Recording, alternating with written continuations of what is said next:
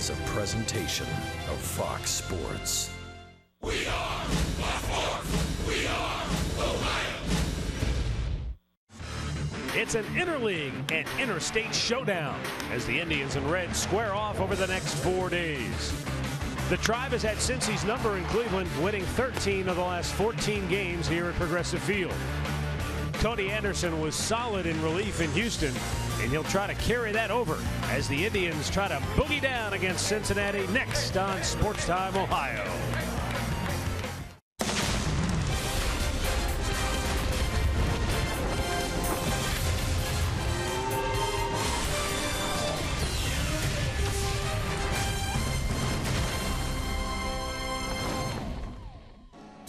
It is baseball night in Ohio.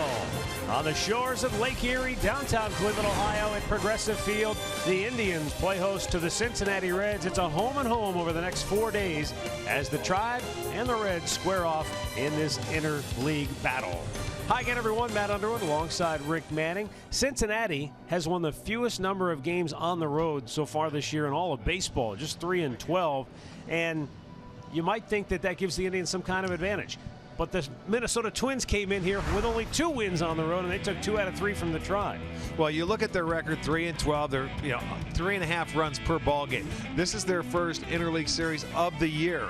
6 home runs. That's not going to get it done. And you can see the bullpen ERA. They have had their struggles this year. So hopefully the Indians can get to their starters, get to that bullpen as soon as you can. They've had some issues with starters being on the DL. And they've had issues with their bullpen as well. Rick, Cody Anderson will get the start for the Indians tonight. His season did not get off to a very good start. Came out of the bullpen, definitely looked better in that game against Houston. And it's always a matter of keeping the ball down for Cody Anderson and stay out of the middle of the plate.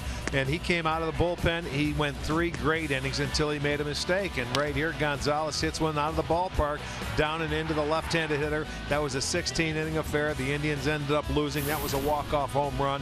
And Cody this year, 0-3, 7.31 ERA. 20 strikeouts in his 28 1/3 innings. Hopefully he can come back and get on track. He'll be facing left-hander John Lamb this year, who's awfully tough when he gets runners on base. Our Quicken Loans rocket arms of the game as you take a look at tonight's pitching matchup. We'll be back with tonight's first pitch, and when we return, Andre Knott will have the latest on this Buckeye State battle when we return. Cleveland Indians baseball is brought to you by W.B. Mason, the official office supplier of the Cleveland Indians. By McDonald's, I'm loving it. And by your local Toyota dealers, visit buyatoyota.com. Toyota, let's go places.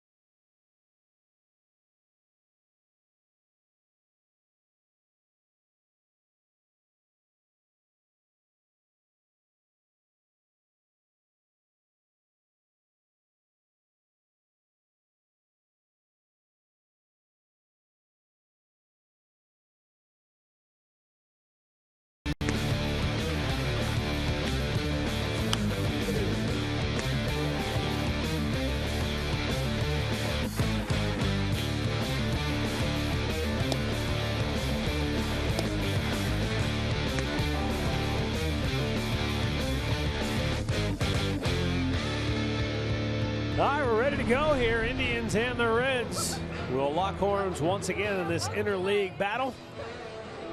2 games here and then 2 games down in Cincinnati to wrap up the series. Those games will be played on Wednesday night and Thursday night.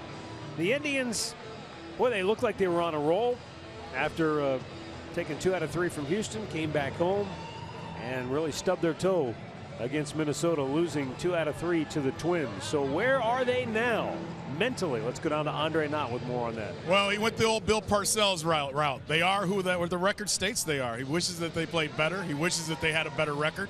But he says, you know what, at this point in time, he can look at this team and he can see where they can improve. He said it'd be worse if you looked at this team right now and you said they were overplaying or playing outside of themselves. He wants the team to be more consistent, was the main word that he came with when it comes to hitting. He goes, look, we don't have an offense that's going to score 14 runs a night.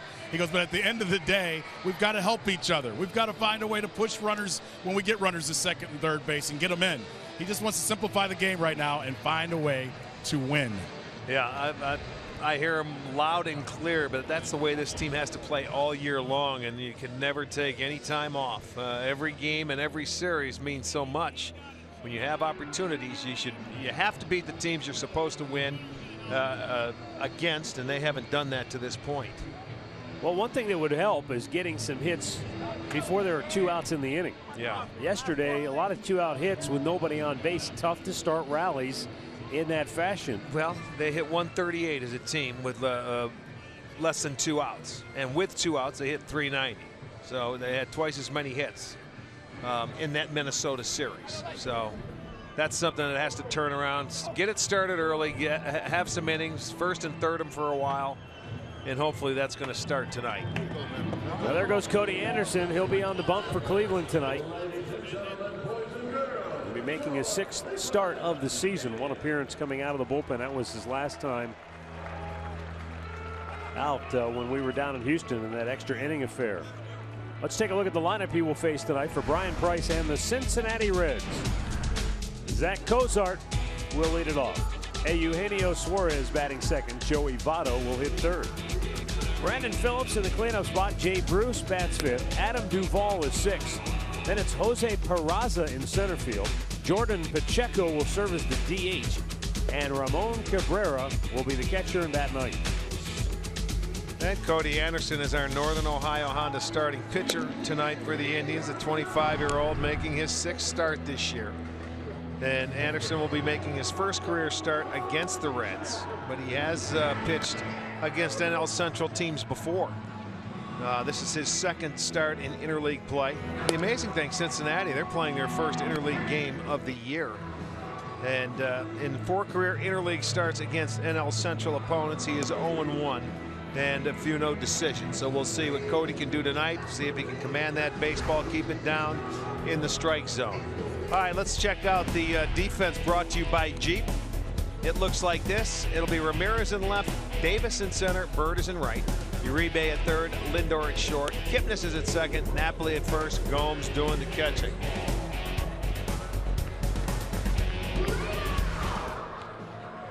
Paul Emmel will call the balls and strikes. The crew chief Mike Everett is at first base.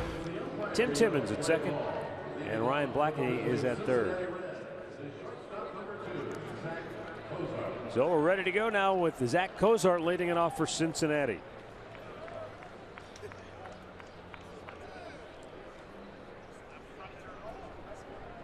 One thing the Indians would definitely like to see is for Cody Anderson to log some innings. That's the one thing he hasn't been able to do, and part of that's because he hasn't pitched well. But he's only gone 6 innings in 1 of his 5 starts so far. Yeah, for Cody, it's what he used to do a lot last year. See if he can get outs on 3 pitches or less. He was great at that last year. He had a lot of hitters being aggressive earlier in the count, but it all stems from command, control, keeping the ball down. Last year, Cody pitched 6 innings, 10 out of his 15 starts, because he was so efficient. And he quickly has Cozart in the hole, 0-2. Cozart having a nice year for Cincinnati. Swung on and missed, some high heat, and strikes him out, 1 away.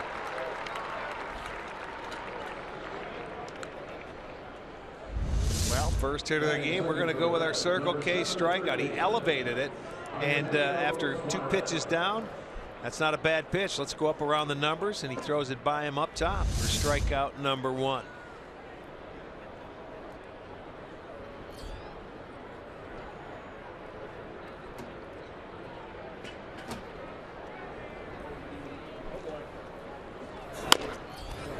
Eugenio Suarez fouls the first pitch off.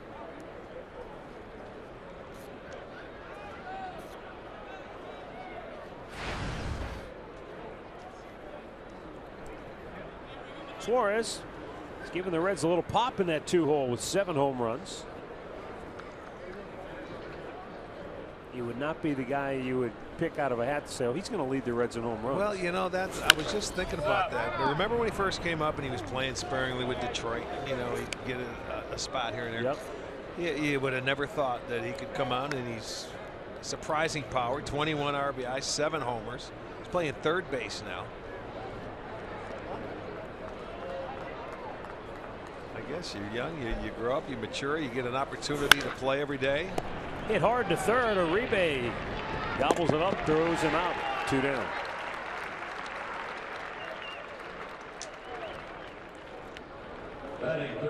Keys to the game are brought to you by Wayside Furniture. For Cody Anderson, mixing the curve, keep him off balance. And offensively, see if the Indians can put some crooked numbers on the board. Yeah, put some crooked numbers up and put them up early. Yeah. Joey Votto.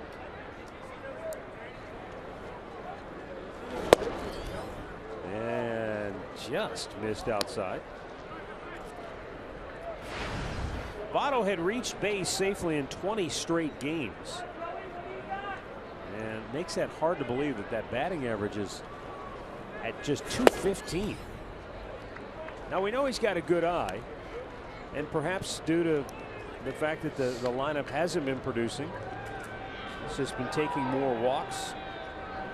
He's got 23 to lead the club.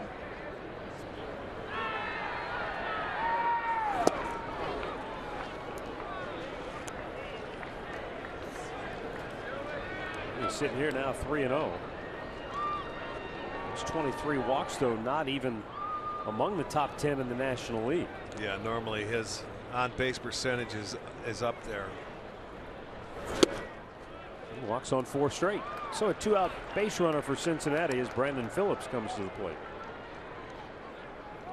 For Cincinnati, batting fourth, number 4, second baseman Brandon Phillips. Phillips won off the team lead in home runs after homering in 4 consecutive games.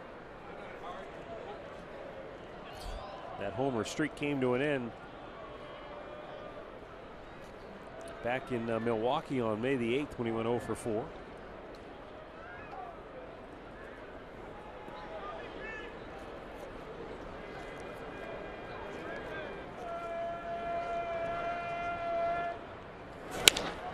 Phillips hits one high in the air to left field. Ramirez on the track and leaps up, can't make the play. Coming around all the way to score from first base is Votto, and the Reds have a 1-0 lead as Brandon Phillips has a 2-out RBI double. Well, Ramirez went back as far as he could and ran out of room. It was just out of his reach. So a 2-out hit will get Cincinnati on the board. I was looking for Davis. He looked like a little tardy getting over there to back him up. And now was he all the way back? It's just out of his reach. It was awfully close. Maybe he jumped maybe a little early.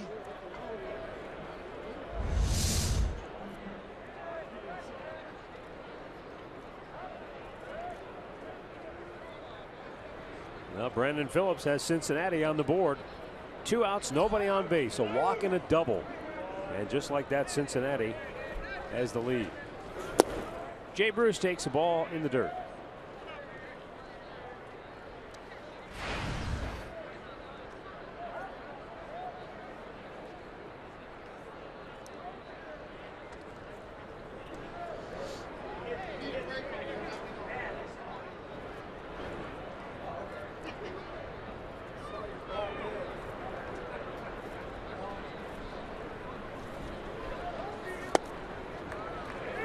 Cincinnati, for their struggles, has done a nice job with runners in scoring position overall, but most of that damage has been done at home, where they're hitting .368. That's a good ballpark to hit in. On the road, they're running runners in scoring position average dips to just .215.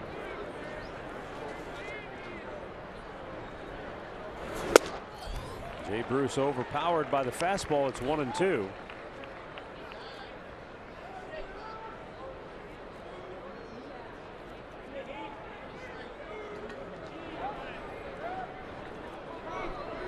Brandon Phillips in scoring position with 2 down. And he takes off for third. Gomes throw. Where's he going? I don't know. They've got him hung up. Uribe fakes a throw, tags him out, and the inning is over. So Brandon Phillips took off and then jammed on the brakes and winds up being thrown out. That ends the inning, but the Reds strike first and lead it 1-0.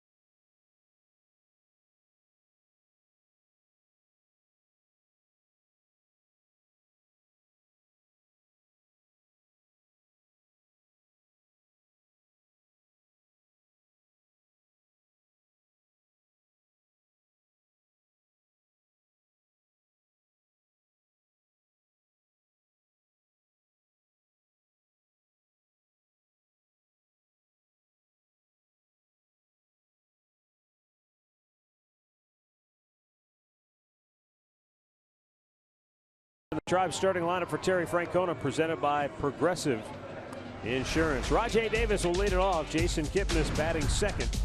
Francisco Lindor batting .299 on the year will hit third. Then it's Mike Napoli, Carlos Santana, and Yan Gomes. Jose Ramirez, Marlon Byrd, and Juan Uribe wind it out.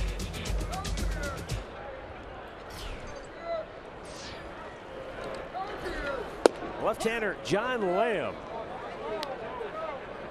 one of the pieces that the Reds received in the Johnny Cueto trade when they dealt him to Kansas City at the deadline last year. And Rajay greets him with a solid stroke right back up the middle. And the Indians leadoff man aboard to start the game. Well, that's his 0 for 19. Little slump going on there. Let's check out the Northern Ohio Hyundai starting pitcher for the Reds is John Lamb. Lamb has not pitched since the 8th. He left his most recent start with a sprained left thumb, on a ground out during his second plate appearance, so he had to come out. He's been very good with runners on base. They're hitting just 1 for 18 off him. Runners in scoring position 1 for 11. No decisions, but a 180 earned run average.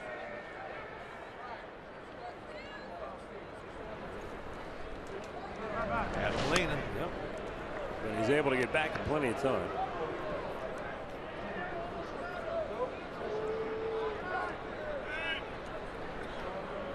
Time called as Davis needs to readjust and maybe retie the laces. Yep.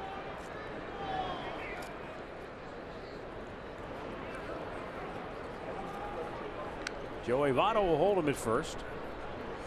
Infield more or less straight up for Kipnis. In on the grass at third is Suarez.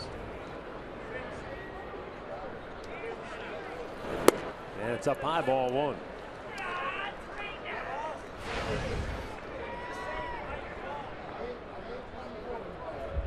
Jason got off to a slow start this year against lefties. So many throwing at the Indians right out of the chute. 2 balls, no strike. But Arcia in the driver's seat shows you that against the Reds over the last 2 years, Jason Kipnis has done some serious damage. Yeah, that's pretty darn good. That's being locked in. All right, so he has the quick step off move.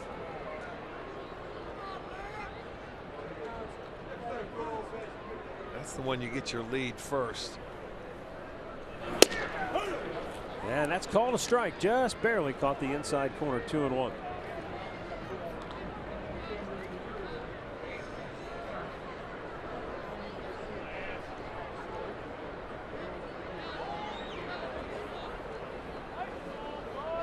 Rams coming to first and back. Davis standing. That's when you can pretty much pick up, I think, from over at first base. He's just guessing that you may go on first movement.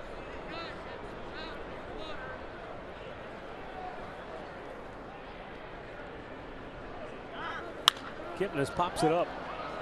Third baseman Suarez called off by Cozart, and the shortstop puts it away. 1 down. Let's check out that Reds defense for you.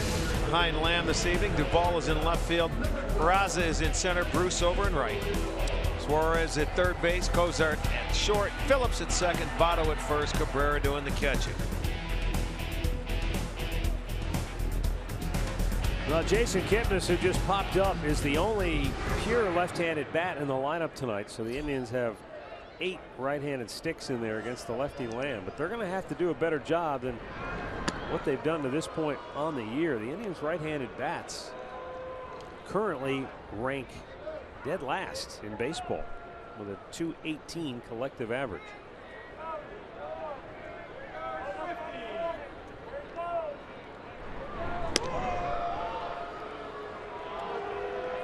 That means the switch hitters for the Indians. You got to look at their numbers as well going in there. Lindor, though, from the right side, 381. Ramirez 217. Santana 188. But their left-handed hitters overall are second best compared to their right-handers. And of course the irony there is for years the Indians were a team looking for right-handed bats. Right, all they had were left-handed hitters. They could throw 8 or 9 out there on any given day.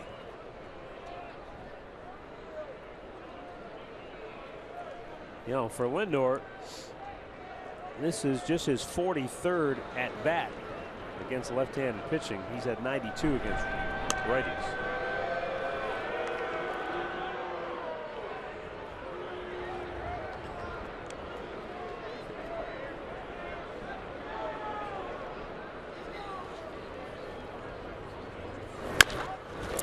Slowly chopped. Phillips will flip it to Cozart to get the force on Davis. 2 down.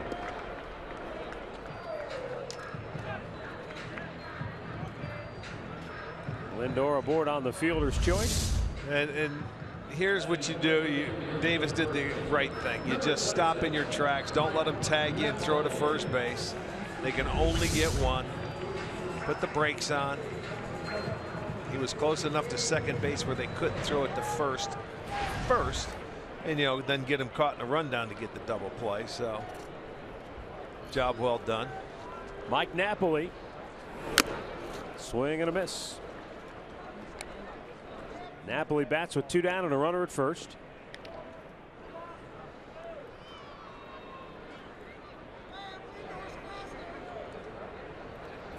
Right.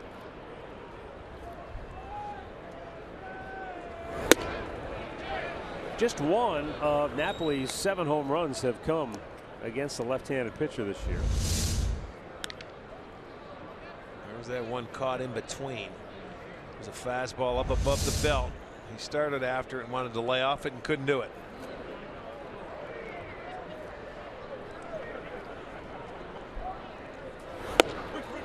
And he's out looking to end the inning. So it starts with a leadoff single, but they can't move him around.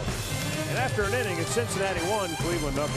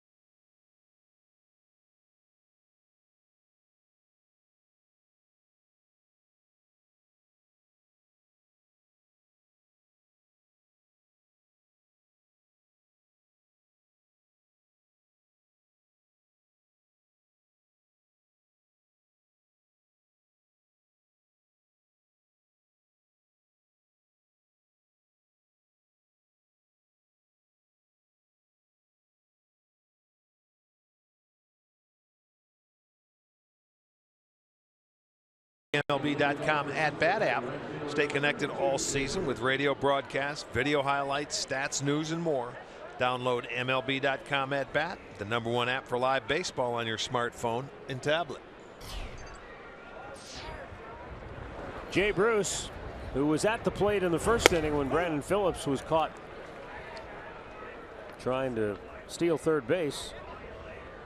Yeah, we never talked about that, but I don't understand why Phillips, even with the left-handed hitter, even took off in that situation, because he had 2 strikes on him. You were in scoring position, and it wasn't even close. He had to stop midstream to go back.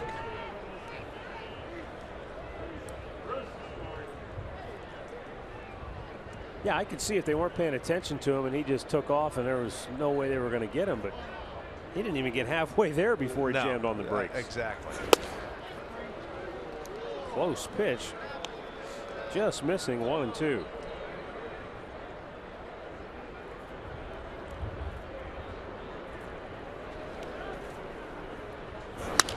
Bruce reached for it, and an easy play at first for Mike Napoli, 1 down. Our stat of the game tonight brought to you by Buick. Best home records against any opponent since 2011. The Indians winning 12 out of 13 against Cincinnati. Look at the Angels and the Tigers there, huh? Yeah. I can see the Royals and the Cardinals.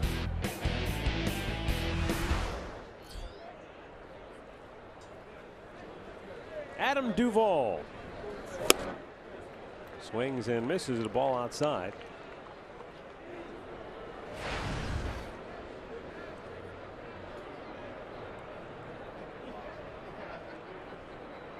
Duvall, over his last 11 games, is 15 for 38 at the plate. Big curveball and a nice one, drops in 0-2.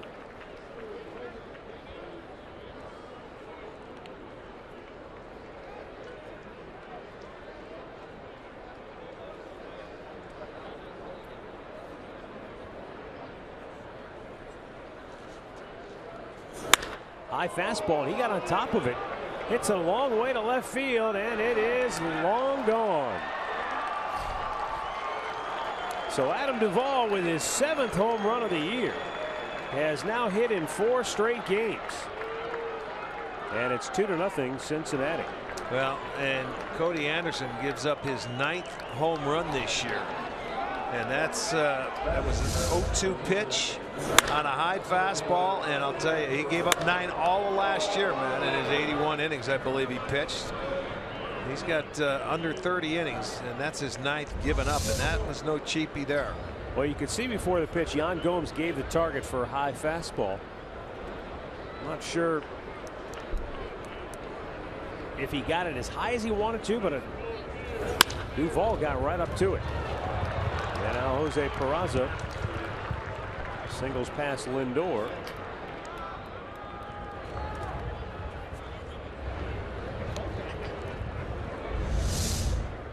For the Reds, batting 8th, the designated hitter. Ball hit right back up the middle. Lindor diving for it. Can't catch up to it. So it is their 3rd hit now in the first 2 innings. Now here is Jordan Pacheco.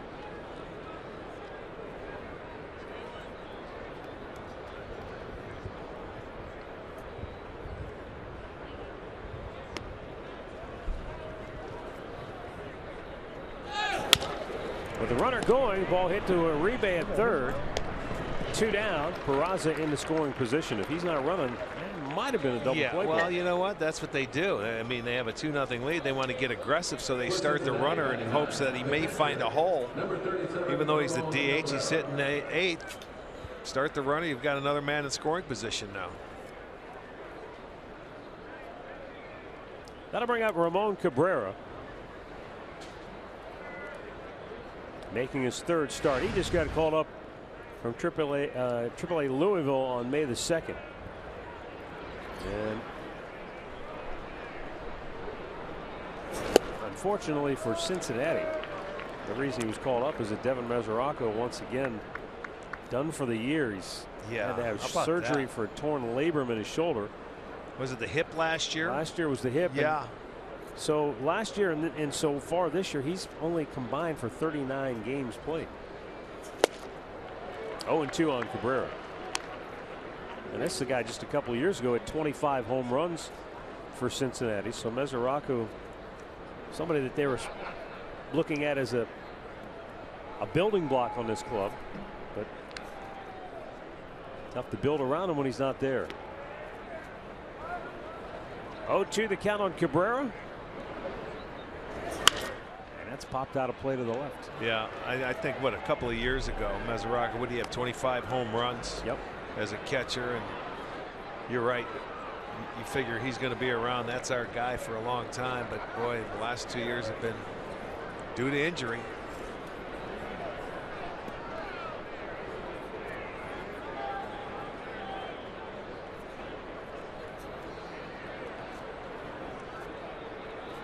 Now the 0-2. Line to right, and that is a base hit. No, just foul. Boy, that thing was hugging the line. Well, I'll tell you, he's been able to throw the fastball by him a couple of times, and then he throws that changeup and speeds his bat up. Thank goodness that it was just a little too fast. He was about a foot or two, and you're going to see another. That's a pitch right there, middle of the plate, changeup.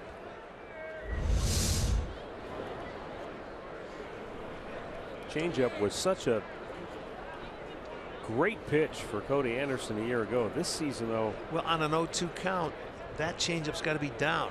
If you're going to do something with it, bounce it for once. The change is eye level. You can go high fastballs, but you got to bounce a changeup. You know, the home run to Duvall, 0-2 pitch. You can't keep pounding that strike zone and when you're ahead in the count. Uribe makes the grab, ends the inning, but Cincinnati for the second straight inning puts a run on the board, and they lead it 2-0.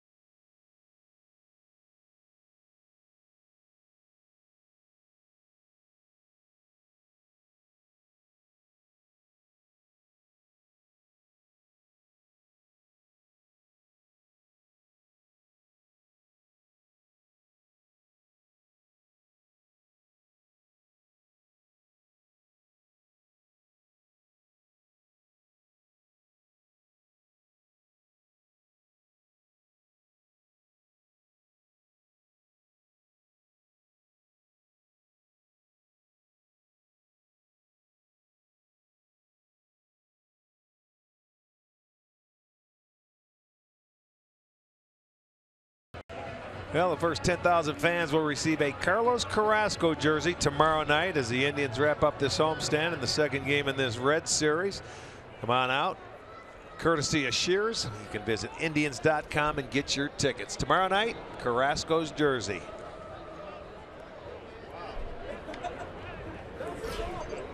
John Lamb goes to work here in the second inning against Carlos Santana. And misses down low, ball one.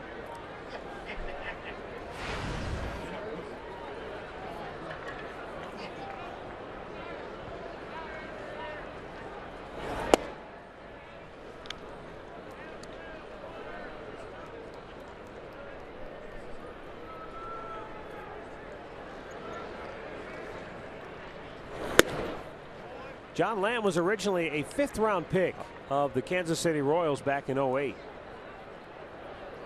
And very quickly, he was moving up the ladder. In 2010, he was the Paul Splittorff Award winner as the Royals' top minor league pitcher. But then the following year, Tommy John surgery, tore the ulnar collateral ligament in his elbow and essentially missed 2 full seasons of action, and was just starting to kind of build his way back when he was dealt to Cincinnati. And now a fresh start in the Reds organization. He's going to walk Santana, so the Indians leadoff man aboard for the first 2 innings here tonight. Should have walked the pitch before. Andre Knott has more on Red starter John Lamb. Don't worry, Arch. The feeling is thought of and said down here as well. Yeah, no kidding. By a few of the players. Basically, Lamb is a lefty that'll try to get inside on the righties. He's got a slow arm motion, is what Ty Van Berkeley said. And he says, so that fastball pops out of his arm, even though it gets up to about 90 miles an hour. Works off a change, and something else to look for. Every once in a while, he'll throw an occasional slow curve, where he'll slow it up to about 60 miles an hour to keep batters off balance. Okay. This up's high to Yan Gomes. Well, that's a key for left-handers, is if you have to pitch right-handers inside. You know, that's going to keep you honest. You can use the whole plate. If they can cut it in there, a lot of times now it's that cutter that lefties like to throw inside, but you have to use the inside part of the plate or they can wear you out. There's a pitch inside. But foul. Yeah, you get it, and that's pretty much the only thing he could have done with that pitch. It was inside, and if you're going to hit it hard like that, you're going to have to pull it foul.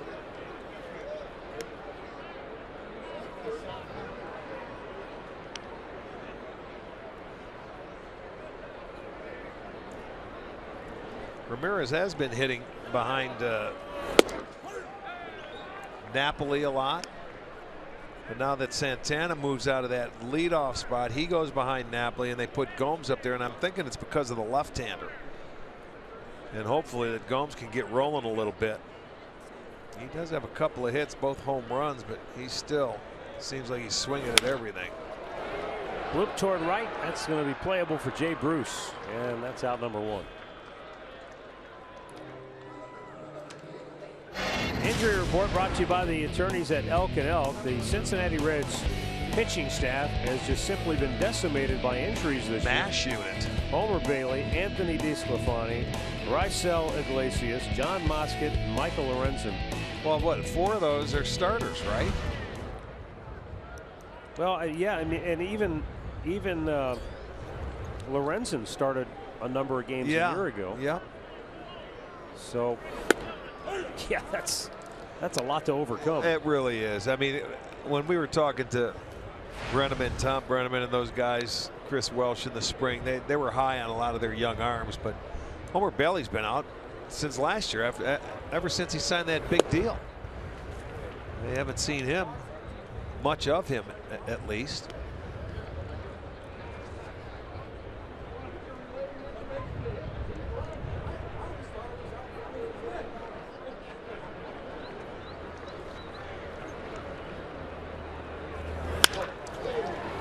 Smash hit to short, to second for 1 on the first, and inning-ending double play.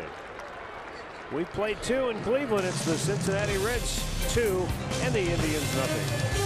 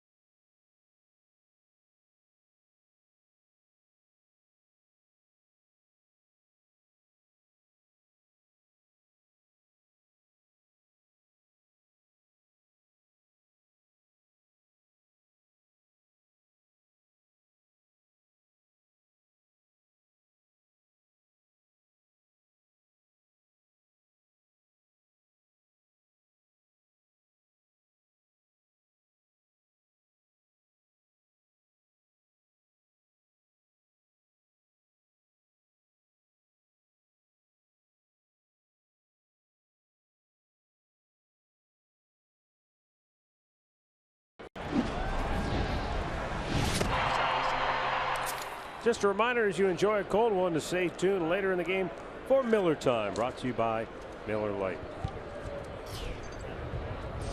Top of the order for Cincinnati here in the third. And Zach Cozart looks at a ball outside.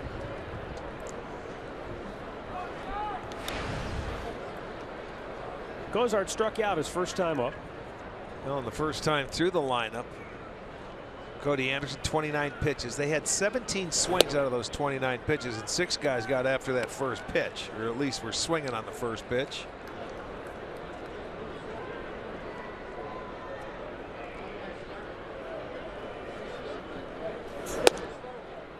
A little bit low. And it's 3-0 to Cozart.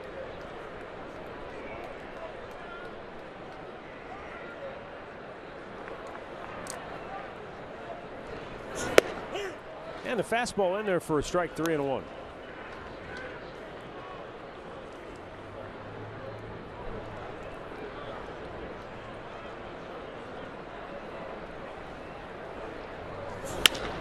Slaps one in the right field, a base hit.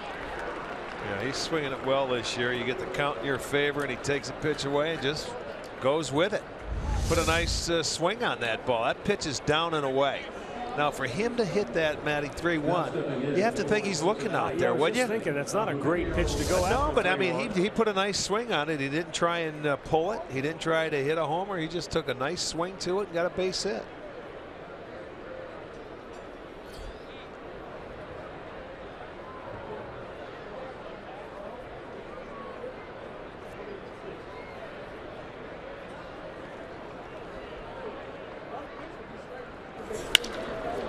Hit well, deep center field. Rajay Davis, he's out of room, and it's out of here. And Cincinnati landed on the Indians here early as Eugenio Suarez belts his 8th home run of the year.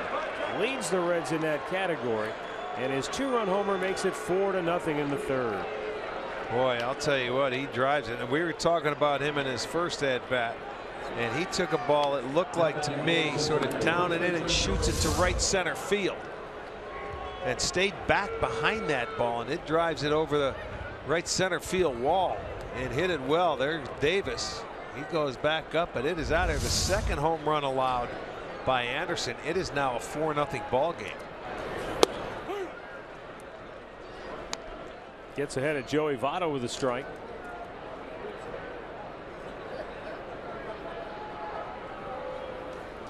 The one thing I'm noticing here tonight, Rick, that Cody Anderson, the velocity's fine, 94 miles an hour, but the fastball is absolutely dead straight. Yeah, yep. Well, the hitters are letting you know that. They're swinging it. Already 5 hits. He's given up 47 hits already. Now in, what is it, 30 innings. Basically 30 innings. 30 innings, yeah. 30 and a third innings. That's a lot of hits, and 10 of them have been homers. Already Dan Otero getting loose in the Cleveland bullpen. It's 2-2 to Votto.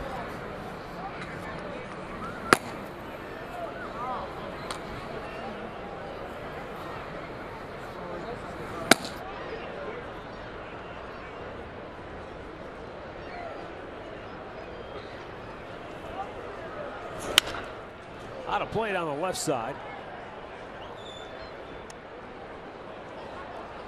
The Lake Gulls have descended upon Progressive Field here tonight.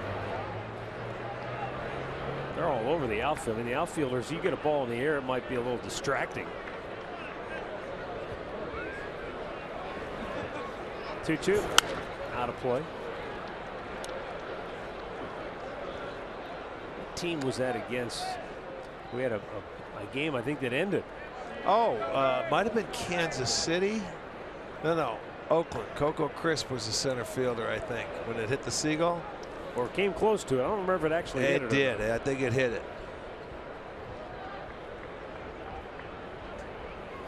The 2-2. And nothing close with Votto at the plate. He's getting every close call. Full count.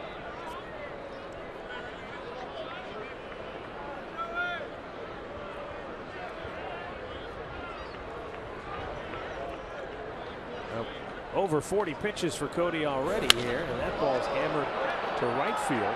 Back is Bird. He's got a play on it, just shy of the warning track for out number 1.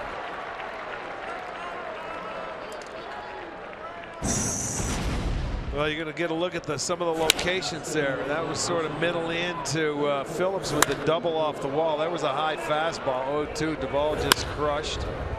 Right back up the middle for a base hit. The pitchers are letting you know there's not a lot of movement on that fastball. That was a 3-1 pitch, and then Suarez stayed back on that ball and just drove it to right center field. So they're not getting fooled. Brandon Phillips doubled in a run in the first. That's with the bases empty, 1 out here in the third.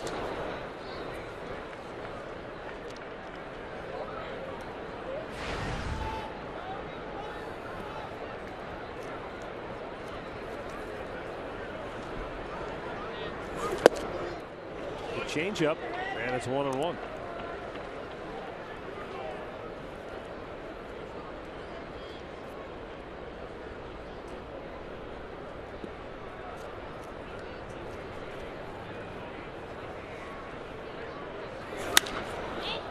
Popped him up right field. In comes Bird, and Marlin is there to make the catch. 2 down. Well, watch the game from the corner out in right field, or the new drink rails down in left field with the district ticket. It is presented by Sports Time Ohio. District tickets are only $13, and that includes your first drink. They are available online now at Indians.com. Jay Bruce grounded out to first, his first time up.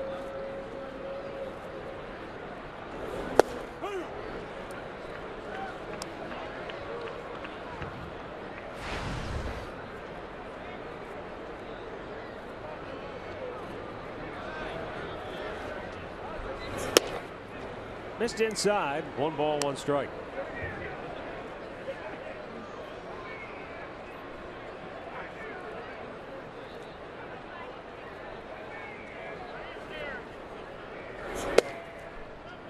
Jay Bruce currently 7th on the Reds' all-time home run list. He needs 31 to pass George Foster for 6th place. Wow.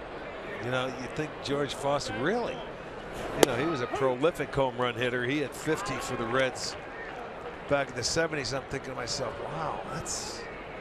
See, he seems like a home run hitter. I know Bruce he's been a good hitter in his hit side. He'll be passing Foster. High slicing foul out of play. Well, I don't want to take anything away from these current Reds, but Great American Ballpark, a lot easier to hit them out of than Riverfront Stadium was. Yeah, that's true.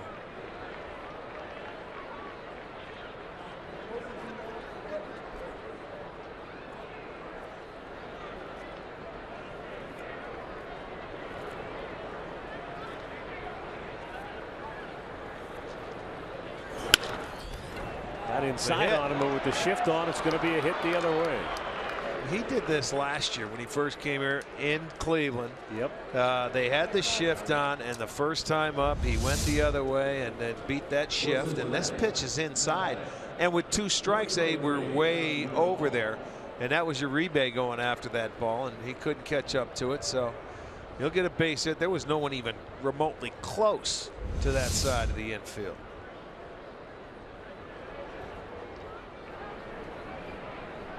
That'll bring up Adam Duvall, who homered his first time up with that high fastball, and he drove it to the bleachers.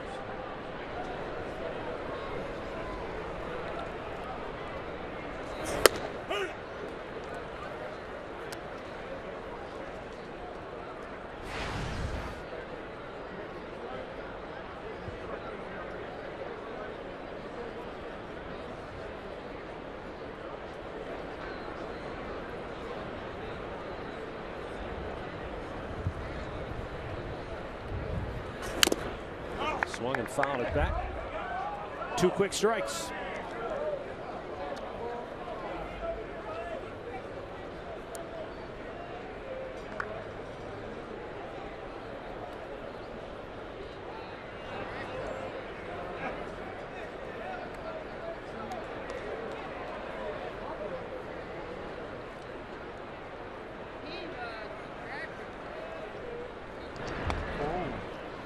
You know, just to finish up that conversation about George Foster, I didn't realize, Rick, he hit 99 home runs for the Mets in 5 years, in addition to the 244 he hit for Cincinnati. He had great power, strong. I mean, a guy with really strong hands. A little bit high. Well, back then in 1982, when he went to the Mets, he was 33. By most standards, he was already that was old back then. Absolutely. But he was still productive. Had a 28 homer, 90 ribby season.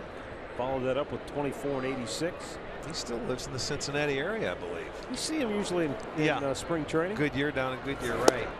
Strikes him out. Cody Anderson gets out of the inning. But Cincinnati puts 2 more on the board on another home run. 4-0 Reds, middle of the third.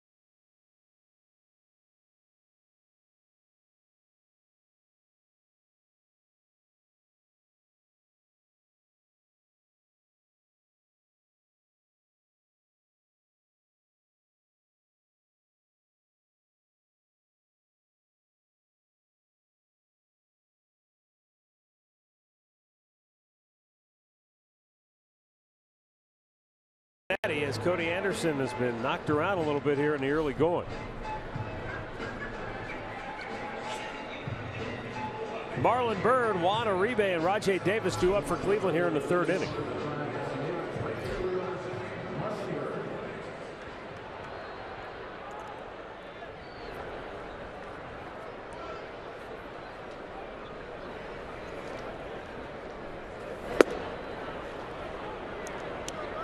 Marlon Byrd getting a start tonight with the lefty on the hill.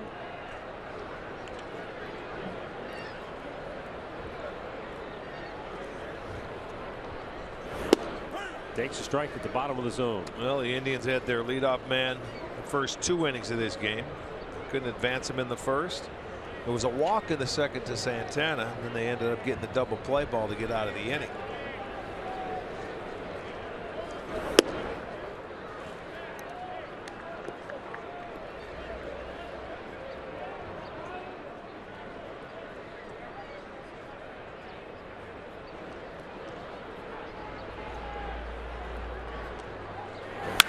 Marlin shoots one into right field. That's a base hit.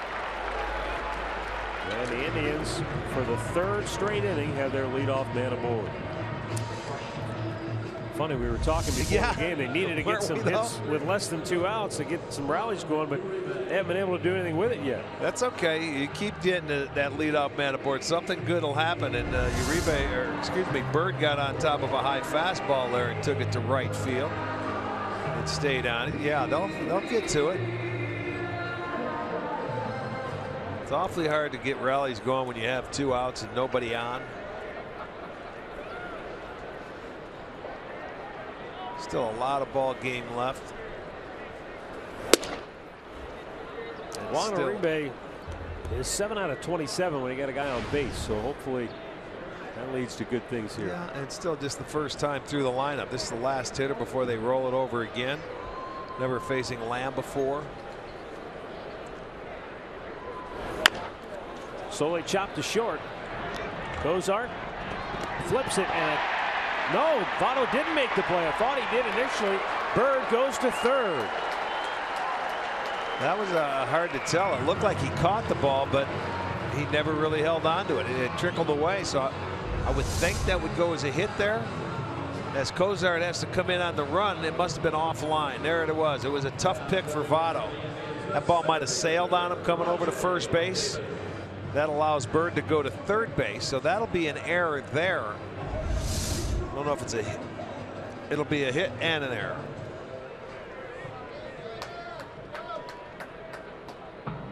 So the Indians set up to try and get right back in the ball game now. Top of the order, Rajai Davis. And he swings and misses. Davis singled up the middle his first time up, snapping an 0 for 19 slump.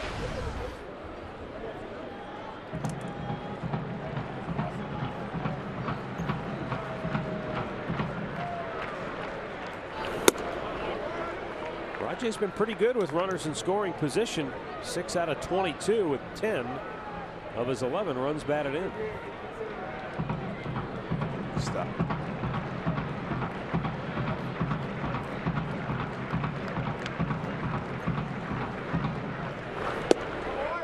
And he takes inside 2-1. Well, they catch a break here. They first and third now with that error. Good opportunity. This is what you want to do. First and third him for a while. Like that. And Rajai with a line drive base hit into right center field, cut off by Bruce. Uribe holds at second, but Bird comes home to score. The Indians are on the board. It's a 4-1 ball game. And Rajai continues his hot-hitting ways with men in scoring position. I like the swing here. This will be our Yellowwood bringing the Lumbermen on first and third. He's staying inside the baseball just to make sure he wants to get that runner home, but he gets the base hit. Hit it too hard for Uribe to go to third base, but that's 3 consecutive hits now for the Indians, and they're on the board, and it's a 4-1 ball game.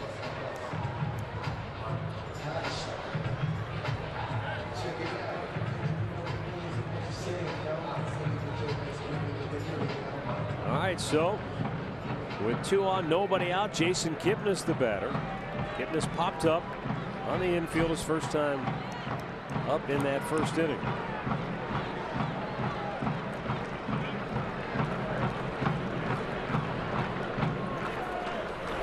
He bunts it well laid down. Going to be a tough play. And they got him at first base. Well done by Suarez and Votto to get Kipnis, but the sacrifice puts 2 men in scoring position now. Well, you move those runners into scoring position. Now base hit can really make it a nice inning for him. The crooked numbers that we were looking for early. That'll go down as a sacrifice. But off the left-hander, good job. Both runners move up. Now it's up to Frankie. Lindor has 2 in scoring position.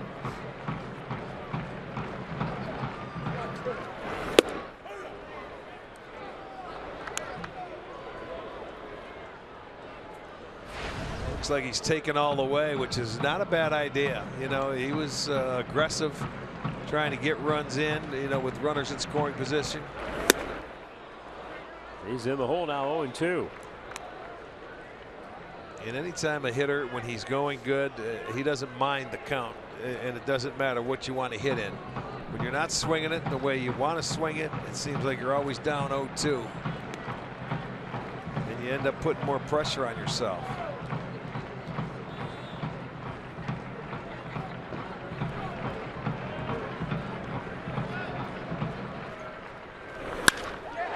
Lindor hits one to center field. Peraza back. Can't make the play. Bird will score. Uribe will score. Excuse me. Davis right on his heels. He comes home as well. And it's a 3-run third for the Indians as Francisco Lindor scorches one to straightaway center. Peraza couldn't get back in time. And the Tribe closes the gap to a run. Well, Lindor going to be credited with a double. And this guy, I mean, he misplayed the ball. It was a bad 0-2 pitch, but Lindor did a nice job to get it. You see, they just took off. That ball fooled him. I think this guy's an infielder. And he just couldn't catch up to it. Well, he was just sort of gliding back initially. Yeah, I mean, he misplayed the ball. It'll be a double. Both runs come in. It's a 4-3 ball game, so Kipnis moving those 2 runners up certainly helped. I thought they'd get 1, but they have 2 and a chance for more. Napoli cuts and misses.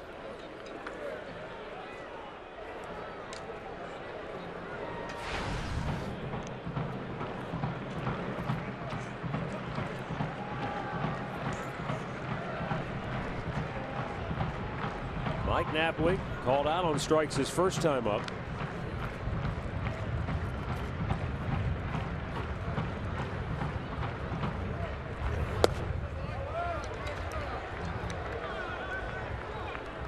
One and one.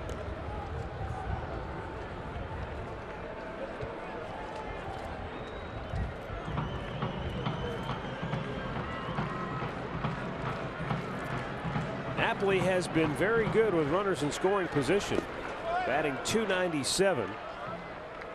Almost feel like when he gets into situations like this, he'll maybe give in a little and use more of the whole field as opposed to just thinking big fly.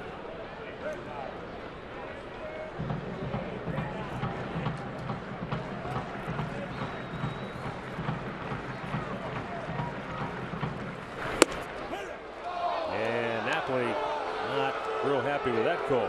Well, there's when he finally lays off, and then the umpire calls it a strike. Let's take another look at it and see.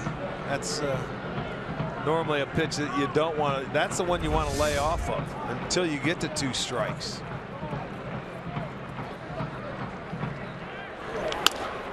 Shoots that one the other way, and it gets by Phillips.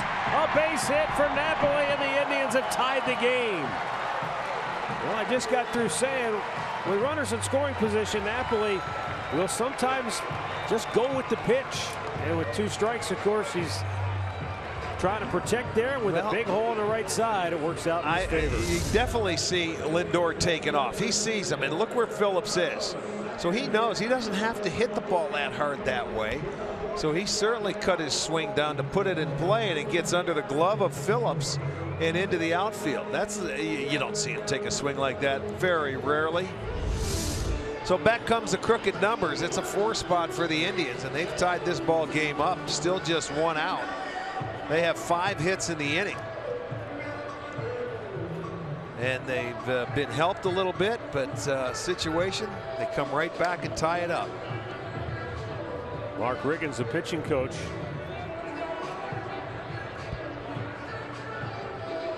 Talking with John Lamb. Dude, Lamb's probably thinking, you know, I made my pitch to Napoli there. Just didn't expect him to punch it over there to the right side. Now Carlos Santana, who walked his first time up, and he's the 7th man to bat in the inning.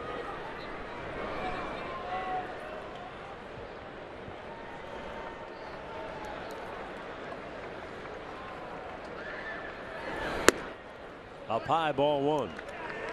Well, we asked for crooked numbers, and we got a big one here early for Cleveland. A 4-run 3rd inning to tie the game.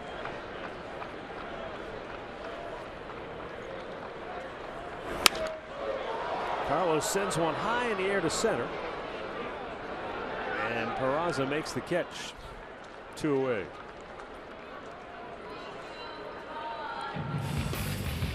T-Mobile, greater coverage of baseball. Xander Bogaerts. What a softball game they had yesterday at Fenway. 10-9. The Red Sox hung on to win it, taking 3 out of 4 from Houston. Well, we talk about a lot of the young shortstops in today's game. This is one of them too. Xander Bogaerts. He gets no play though with Lindor and Correa. Those 2 are the headliners, but this guy is not far behind, I'll tell you that. Yan Gomes fouls it off to the right.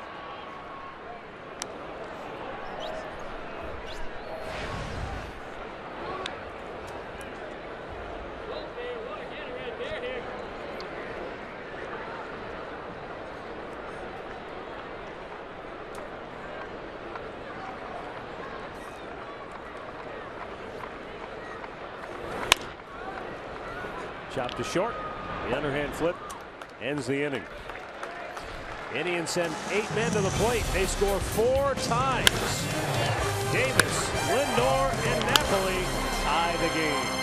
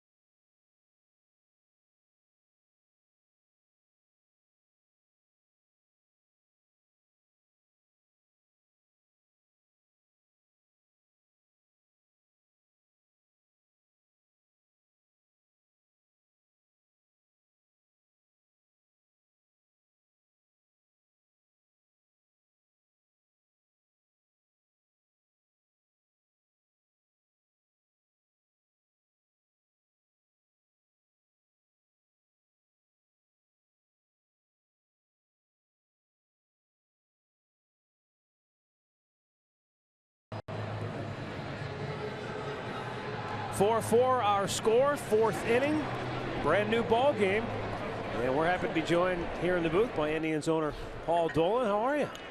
I'm much better. Yeah. That 4-run inning makes a big difference. Yes, it does. Well, Cody Anderson tries to get things back on track as he faces the bottom third of the order. Team's off to a good start relative to where it was a year ago at this time. Right. We're just talking about that. Yeah, much better than last year, but you know we know we're a better team than this, so there's still a little bit of frustration.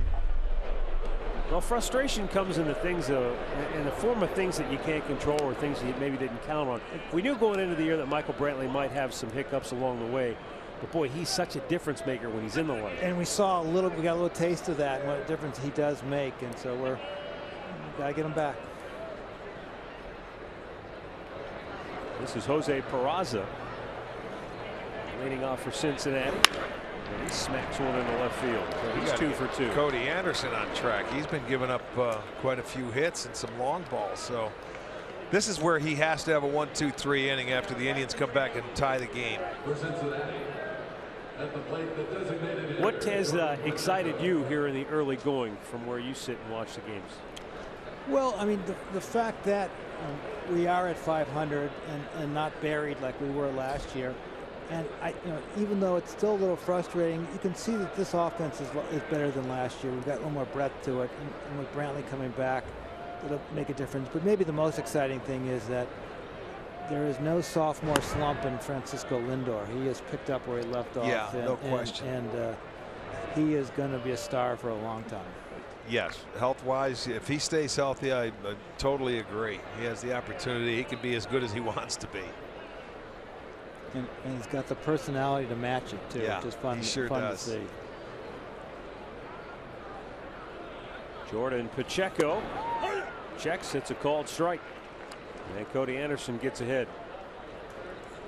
Another injury knocked Carlos Carrasco out of the rotation, but it looks like he's going to beat the timetable. At least he seems to be on that track. I've heard good things. So, yeah, hopefully he's back soon. And then, with the way Bauer's thrown the ball recently, now you're looking at a rotation that's 5 deep. Yeah. And so there's a long winning streak. And Cody makes the catch. He'll go to first for a double play. A nice athletic play off the mound by the big man. That's just what he needed right there. That ball might have been hit off the end of the bat. Wasn't hit that hard. That was okay. Located well. He spears it coming off the mound, gets the double play. Well done. Now get this third out. Well, Paul, we just had the big marathon, the big race downtown yesterday, and I know coming up later in the summer, an event very near and dear to your heart, the Velosano biking event. Very much so. Yeah, at the end of July, a little later than usual. The last weekend in July, July 29th to 31st. Velosano 3 will run. For the first two have been great successes. They've raised a lot of money for cancer research, and they really have kind of established themselves as one of the premier events in Cleveland. People have a lot of fun with it, whether you're riding 12 miles or 200 miles. Well, didn't you go 100? Was it 110 last year? I went just under 200. Oh, last you year. went the full... over 2 days. Yes, over 2 right. days. Over yeah. 2 days. Yeah. What are you doing this year? Same thing. Okay, you're going the full throttle. Same thing. Yeah. Okay. Although it's going to be a little interesting this year because the team's in town this year, which will be fun. We have the Oakland A's in. It's going to be Hall of Fame weekend, so busy weekend. There's going to be a lot of biking, a lot of baseball, and and we'll figure it out how we get both in. Is Sandy Alomar going to play the role of Miguel Indurain and lead the team? That's one of the more fun elements of the fact that we're in town this year. Is Sandy, who you both know is a avid and phenomenal biker, is going to ride with the Cleveland Indians team, and that will be a great experience for all of us. And maybe for the purpose of your viewers, there's still plenty of opportunity to join the Cleveland Indians team because we're open to all comers, and just go on Velosano.org.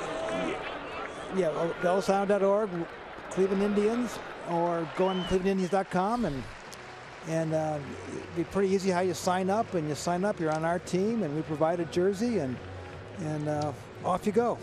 Paul, thanks for stopping by. We appreciate it. Well, glad to. Best of luck. I like this inning.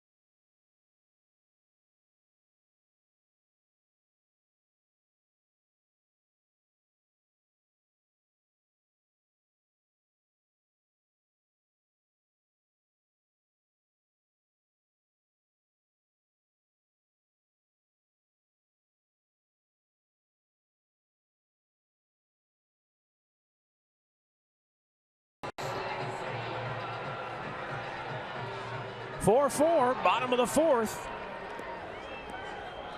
Jose Ramirez will lead off for Cleveland.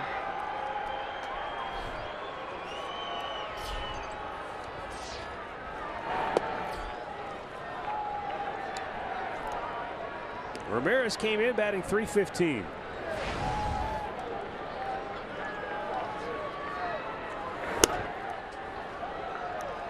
Just outside of the top 10 in batting average. Not sure if he has enough plate appearances to actually qualify or not. But the way he's been swinging it, it won't be long before he probably does, because he'll get playing time. Yeah, he's going to, you know, and look, he's playing the outfield much like Jose Peraza of Cincinnati. Not a natural outfielder, but trying to help the team any way he can. Well, that's the way baseball is nowadays. You get guys, they say, hey, they're versatile. Well, they're versatile because you have to play them at two different positions. And you know that if you can play a couple different positions, you take up you save a spot for a pitcher, an extra bullpen guy. Well, the reason Peraza's out there is because Billy Hamilton was on the bereavement list. I thought he was eligible back today. Okay. I saw him take. Yeah, he's back. I saw him taking batting practice. I thought that was the case. So, you know, and he's normally the center fielder. If that's the case, and on Lindor's ball. oh, look at Ramirez. He's going for extra bases maybe here. Turns. He's burning. He's going to get in there standing. Duvall couldn't pick up the ball, and it'll be a double for Jose Ramirez, who continues his hot-hitting ways. Well, this one right down the line, and he's thinking 2 all the way. He was going regardless, and you have to. As soon as that ball leaves the bat, you got to force that outfielder to come in and make a play and throw you out. But Duvall gets to it, and it would have been close, but he dropped the ball. So that'll be a leadoff double. The Indians have had their leadoff man aboard in the first 4 innings of this game. Well, with 29 hits now, only Napoli, Lindor, and Kipnis have more hits for the Indians this year than Jose Ramirez. He's doing a nice job. Now Marlon Byrd, who got the rally started in the 3rd inning with a good opposite field single his first time up. And this is where he's really thrived with runners in scoring position. He's 6 for 18.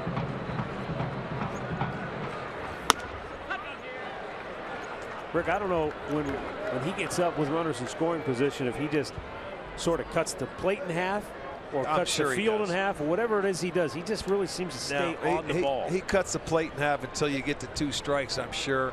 He got up on top of a high fastball the last time and drove it to right field. He's going to look to do the same thing again with the man on second base to get him over. I don't see him in a pull mode here unless you hang him a breaking ball, and we haven't really seen him. And I told you earlier, usually this guy's pretty good with runners on, but they were able to get to him last inning, but not as much as the numbers say. A couple of plays could have been made. He pulled the ball right at the shortstop Cozart, and he'll throw out Byrd. 1 away. That's the first out the Indians have made with a runner in scoring position tonight. They were a perfect 3 for 3 until that ground out. And the right-handed hitters that we were talking about that were struggling coming in, they're now 7 for 14 on the night. Oh, what a difference a day makes. And here's Juan Uribe. Did a little topper, but it worked out well. An infield single his first time up.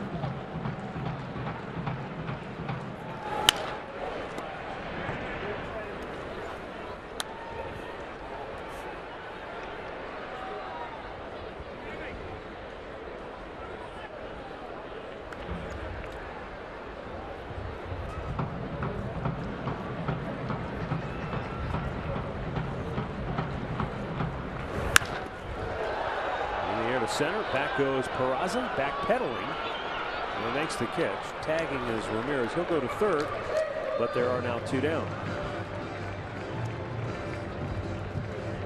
If you can't watch the games on TV, you can now stream games live on your mobile device.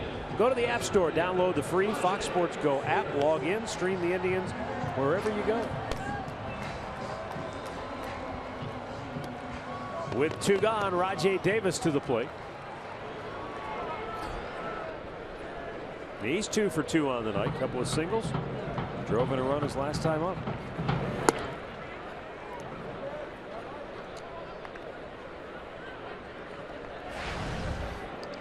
Now 7 out of 23 with a runner in scoring position on the year.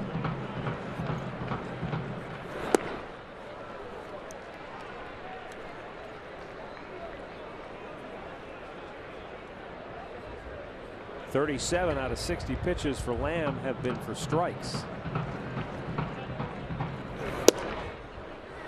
A little bit low. 3-0.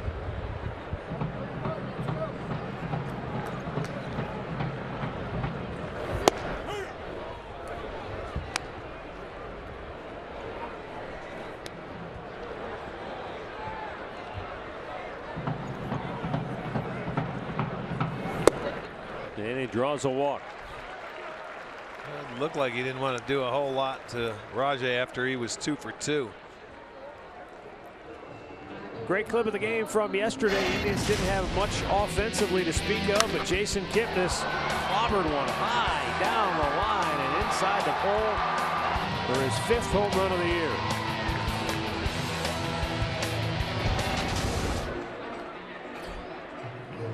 Last time up with runners at first and second, he bunted both of them into scoring position.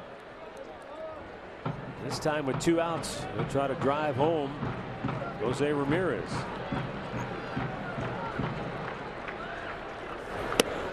Outside, ball 1.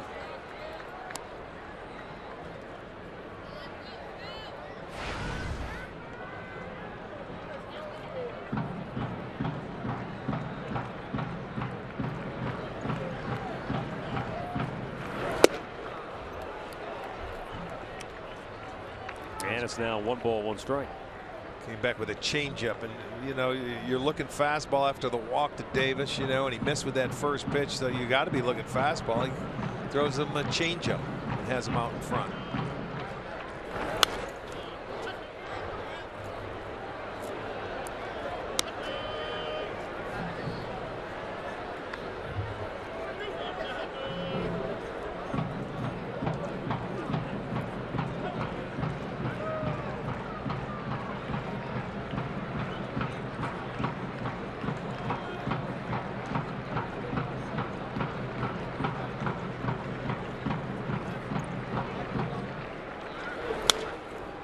Davis was off. I like that. 0-2 or 1-2 count. You take off. They're not going to throw it through, I wouldn't think. And even if they do, it doesn't matter. They're worried about Kipnis right here, but he's protecting. But as a base runner, go ahead, take off, make sure he goes to the plate.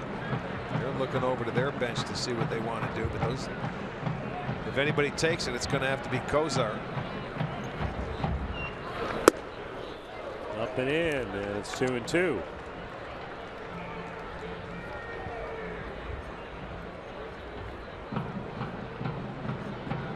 Last 2 innings, the Indians have made John Lamb work. Runner goes 2-2, line right, base hit, center field. Indians take the lead. Ramirez scores. Here comes Rajay. He won't stop. Throw to the plate. He is. He's called out at the dish. He never slid. And so the inning comes to an end unless Terry Francona wants to challenge the play. He's up on the top step of the dugout looking back. You know, it looked like he was going to slide in there. Play. It wasn't a good slide unless he did it late. Well, I'm not sure he ever touched the plate anyway. Well, hard to tell, but if he goes in and with that sweep slide, he tried to come in standing up and drag the back foot over, and I agree with you. I don't think he touched the plate, but Terry wants him to look at it. He wants to look at it. He thinks he dragged the foot across the plate, so they're. I don't know if he ever tagged him, Rick. Well, let's see. They're coming in. If he slides, he beats it. Now, does he touch the plate? Yes. Yes, he does, and he never tags him. So they're both going to be. That'll be overturned. Boy, he hit the ground hard. That's what I'm saying with that knee. Right. I was looking for maybe that hook slide away. If he slides, he's in easily. So Kipnis gets a single, and he may get 2 RBIs here. I'm thinking yes, but we'll wait and see. It was an awkward-looking play. I wasn't looking at Ramirez on the replay, but I think he's telling him to get down. Oh yeah, he's back there. That's you're telling him to slide, but Rajay, for whatever. Look at he's down there, but where is he's out of it? It's Lindor. See him. It's Lindor that's in there. Oh, okay, Lindor. He's the batter. I mean, he's next. He was telling him to slide to that side too. He was doing everything right. Now, I don't know why Davis didn't listen to him, but whatever. He gets the foot on the plate, and they miss the tag. So that should be another run. They're showing it on the board now. The fans here. And now Votto comes back out of the dugout. Yeah. He comes back to first base after he saw the play. I don't know why. This should not take too long. Watch both Ramirez and Lindor telling Rajay, get down. In stereo. Get down. Get down. Slide. He's going to be safe. You are safe. Yes. All right, good work, boys. Kipnis will be get another RBI, and he'll have to stay. I wasn't sure if they were going to give him second base. I didn't know where he was at on the play. He's at first. He does get an RBI. 2 RBIs, in fact, and the Indians lead is 6-4. It's a nice job of hitting by Kipnis with 2 strikes, with 2 outs. And there it is. I mean, that's a perfect look. You can see he never touched him. It was a weird slide. Not a very good one, but he ended up making it. That's all that counts. And Rajay was, I mean, he was running full blast all the way on that play. He never broke stride. It was like, I'm going to score. It's 2 outs. He was off and running on that pitch. So, I mean, that's exactly right. Make him stop you. And so, give Servo a credit. He never stopped him. Francisco Lindor fouls one back. You know, you take for granted people. Watch. He's off and running. But he's in full stride. Come on. Keep coming. Keep coming. Keep coming. That's great hustle. I love the aggressiveness of Mike Sarabal, and it was the hustle of Rajay that got him all the way around. He never gave up. It hurts every time I see him land on hard on We'll that see knee. how that knee feels tomorrow. But he's been on all 3 times tonight and has scored 2 runs. 6-4 now in favor of the Indians. Lindor fouling it back out of play.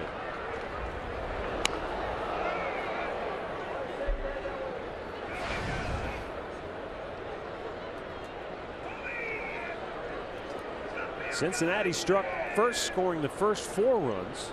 1 in the first, 1 in the second, 2 in the third. Indians have scored the last 6. With a 4 spot in the third, and now 2 more with a big 2-out RBI knocked by Jason Kipnis. And now Lindor shoots one through the right side of the infield, and Kipnis will go to third. And John Lamb just continues to serve it up here. That's now 8 hits in the last 2 innings. Well, that ball is elevated and an easy pitch for Lindor to just take it the other way in the hole. With 2 outs, you just keep right on running. And Cincinnati's bullpen is going to spring into action. Yeah, as pitching coach Mark Riggins goes to the mound once again. Again, 9 hits now. We're in the 4th inning. Again, Lindor base hit, an 0-2 count. Lane Thompson getting up.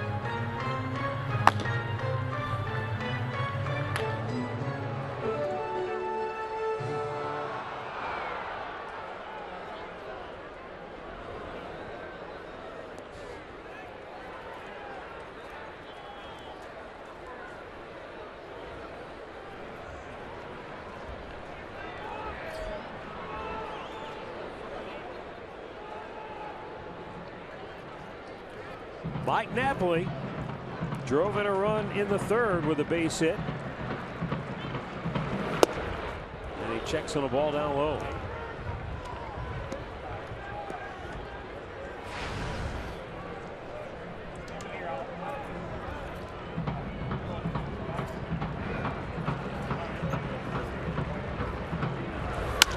And he strokes a base hit into right field. Another run will score. Kipnis comes home. Napoli has 2 RBIs in the ball game. 3 more for the Indians here in the 4th inning, and it's now a 7-4 lead. That to me is a great swing. Now, he got the base hit last time watching Lindor run, but this is a line drive to right field. That's a great swing. Boy, I'd love to see him incorporate that in a little more often. That's a really good swing, letting that ball track deep and it just line drive the other way. 4 hits in this inning.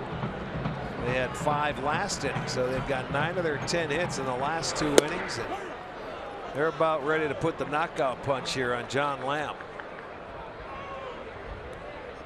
Santana walked in the second, fly to center his last time up.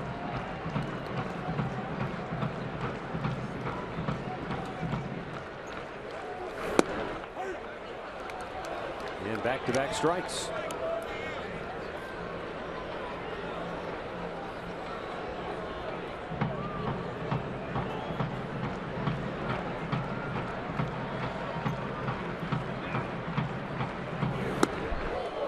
Bit high, 1 ball, 2 strikes. With 2 on and 2 out here in the 4th. Lindor in scoring position at second base. Napoli down at first.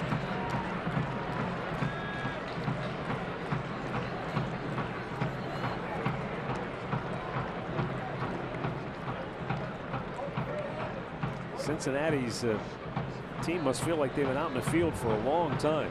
It was a long third, followed by a quick turn at bat, and now they've been out there a long time again here in the fourth.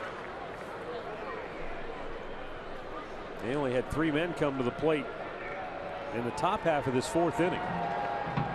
Indians sent 8 men to the plate in the third, and Santana is the 8th man to bat here in the fourth. And the 2-2 is in the dirt, full count. Well, I'm thinking this has got to be his last hitter, doesn't it? I would assume the bullpen is ready. Lane Salmon, it's just a matter of will Lamb get the final out here, or will Santana knock him out of the game? Hit hard to third. Suarez throws him out, and the inning is over. But the Indians, 5 hits in the third, 4 more here in the fourth. They score 3 more, and they are leading it 7-4.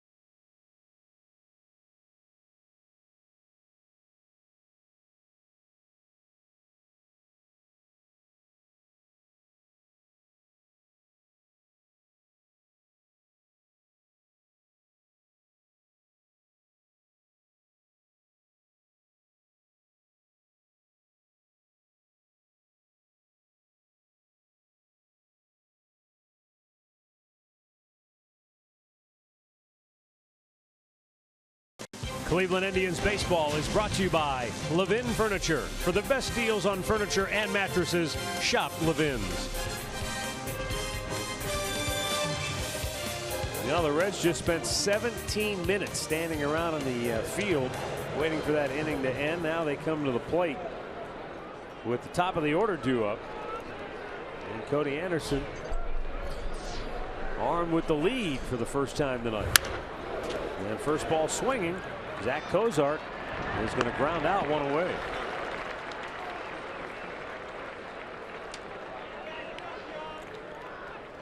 Now stepping into the Reds, third baseman, Eugenio Suarez. And Eugenio Suarez will be the batter now. Hit a 2-run homers last time up.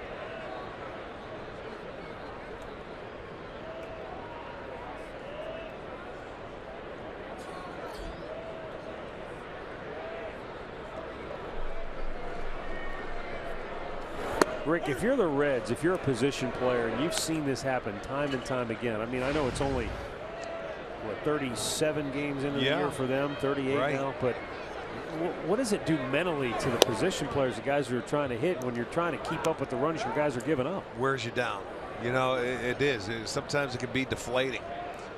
You know, you go out there, hey, they've given up 64 home runs as a team.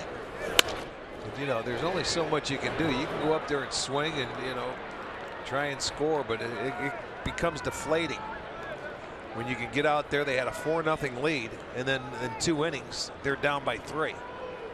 You know, so it'll wear on you over the course of the year if it doesn't turn around.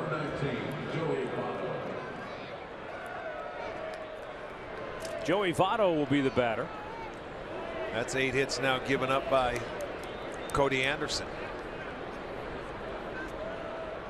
I don't know how long he's going to be for this game, as I see Kyle Crockett loosening in the Cleveland bullpen.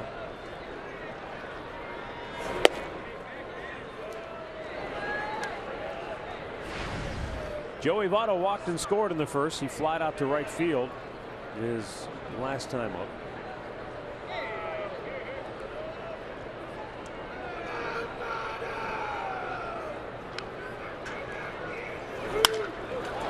Gets this one high in the air, deep to left. Back is Ramirez. He'll play it off the wall. Suarez will get to third base. And right back come the Reds, second and third with 1 out. Well, I'll tell you what, they are having their way. They're swinging the bats off them.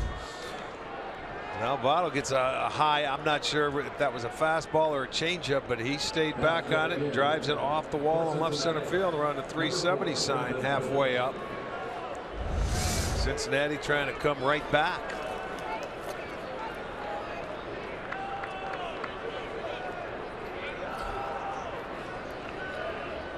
Now Brandon Phillips doubled in a run in the first, flied to right his last time up. They're going to put him on, it looks like. They maybe go to Crockett? I would think so, yes. If you're going to walk Brandon Phillips here, you're absolutely going to bring in Crockett to face the left-hander and try and get out of the inning. No doubt. You know, with a 3-run lead in the 5th inning, you don't intentionally walk a guy. You figure, okay, we'll go at him, but not here. I would think this is going to be the last guy. Now Tommy Hunter's is getting loose too, so it might be that Crockett only comes on to face Bruce. Yeah, very well could be. He's only been matching up with one guy, 2 guys at the most, and they're usually all left-handers. So this is becoming matchup here in the 5th inning now. Bases are loaded, and let's see where Tito. He's got that front foot on the dugout, and here he comes. Well, Cody Anderson goes just 4 1/3 here tonight.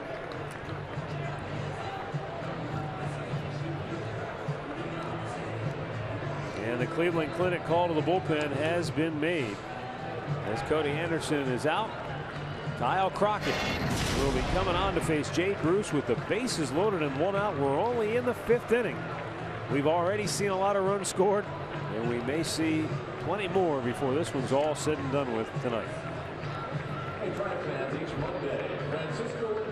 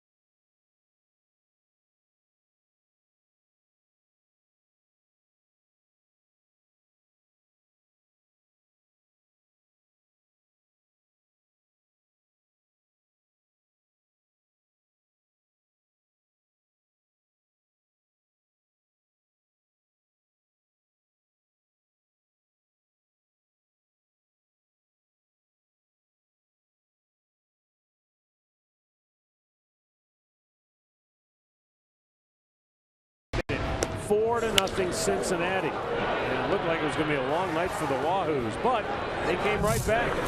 Francisco Lindor with a 2-run double, cut it to a single run. And then Jason Kipnis drives in a pair And 6-4 Cleveland. They added on a run as Mike Napoli drove one home. That's 7-4, but Reds coming right back here with the bases loaded and only one out. And the new pitcher is Kyle Crockett. Crockett's on to face Jay Bruce. Well, and right now, this is like his safe situation for Crockett because I think he's only here for one guy. So his job is to get this left-hander out. Crockett's retired 5 of the 7 first batters that he has faced in a ball game. This is the first batter he must get because I think this is his only batter. And that's, you know, when you're in as a left-hander, this is your job. When you get it done, it's perfect. When you don't get it done, it's bad.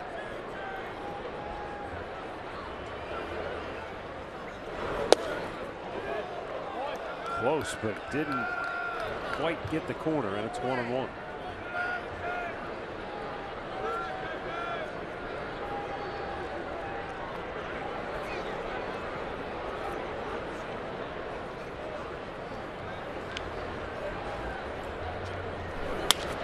Shoots it over the top of the dugout. It skipped through the crowd.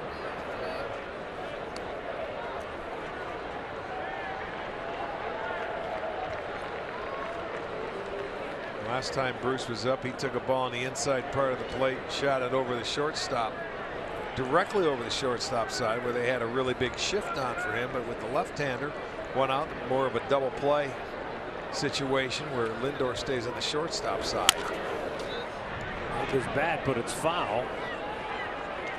Or did he? I guess he did. No, it sounded. Yeah, it sounded like it cracked. He's going to stay with it. Well, believe me, he's checking it to make sure that there's no cracks in it.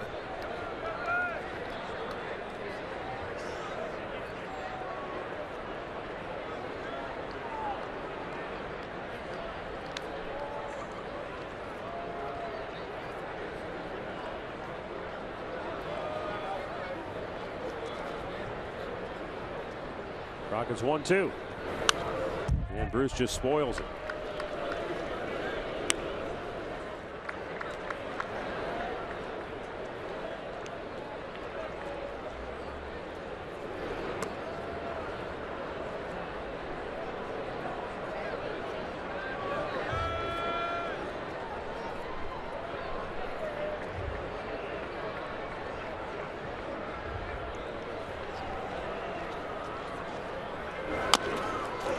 Pulls it toward first, and that'll go foul.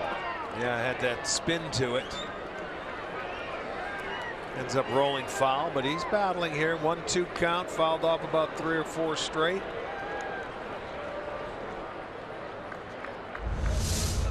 You top that ball, and you can just see how it just kicks away, the type of spin.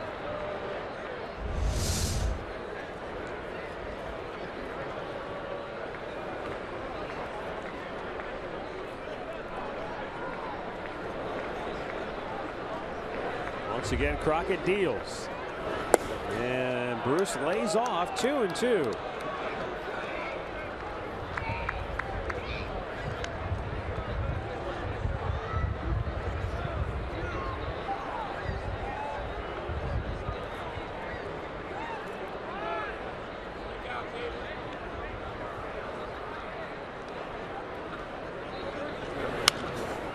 Pops him up. Is it playable though? Goes to the screen. Cannot get to it.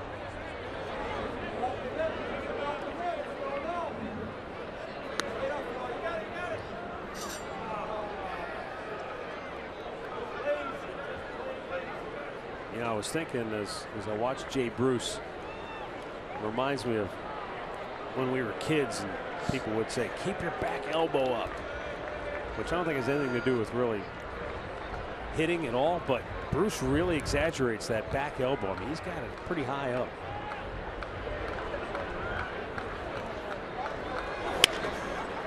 Punches it toward left, and that's going to drop, and that's going to score 2. And that's great base running by Joey Votto, who saw it right off the bat, saw how deep Ramirez was, knew he wasn't going to get there, And Bruce dumps one into shallow left, and the Reds draw to within a run. Yeah, that's an easy read when you're on second base there, because he didn't hit it hard enough, and I'll tell you what, he battled.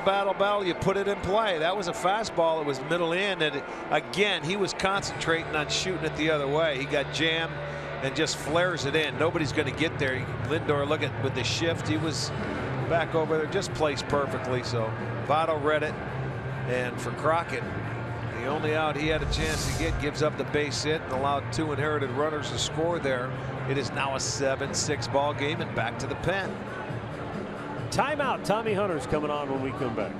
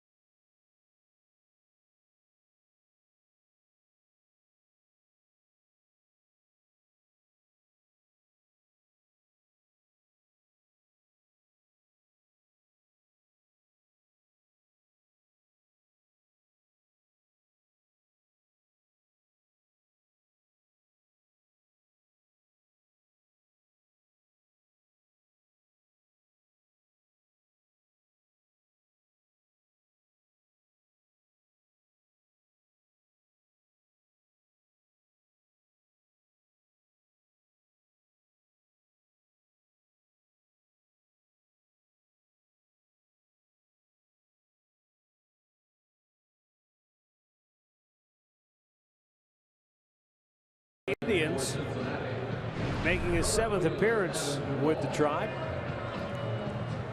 And he's got Adam Duvall at the plate with 2 on and only 1 out, and the Reds have scored 2 to close the gap to a single run here in the 5th inning.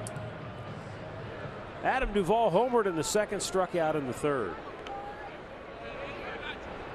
Boy, just when it looked like Cody Anderson had maybe figured something out there after surrendering 4 early runs.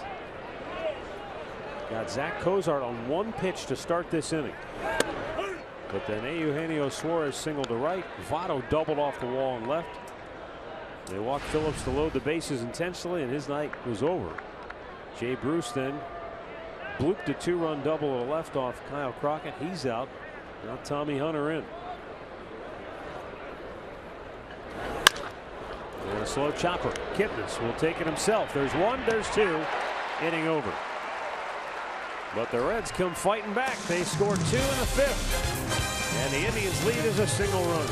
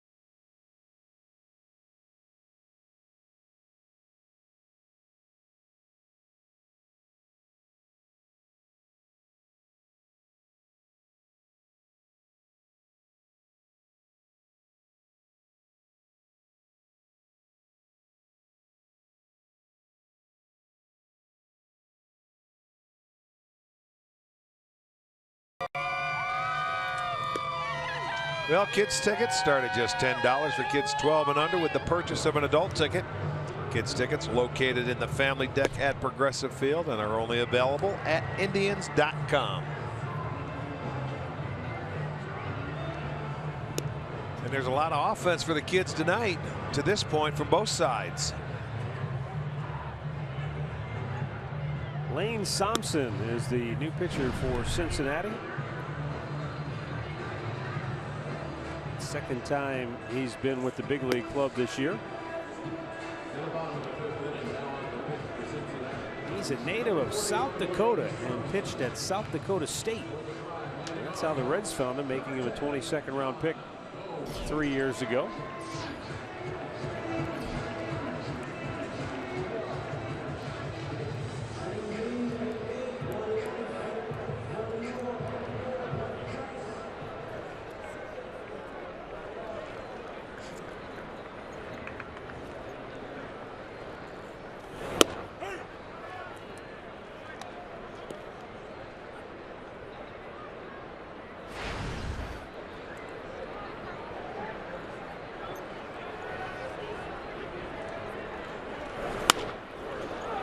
Gomes sends a fly ball, shallow center field. Nobody gets there.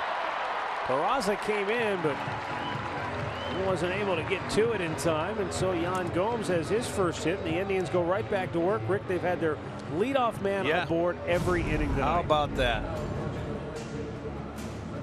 Well, Premier Boxing Champions will return to FS1 tomorrow at 9 p.m. only on FS1, or you can watch it on Fox Sports Go. It's a 200-pound world title eliminator. There's a base hit for Jose Ramirez. He just keeps on hitting his second knock of the night, and the Indians come right back here in the 5th inning.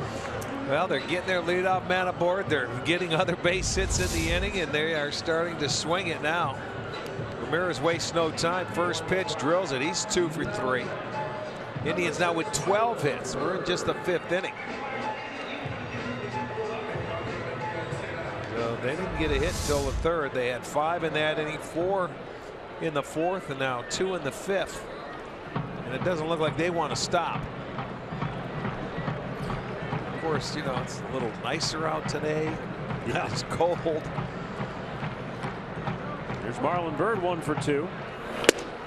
Takes a strike.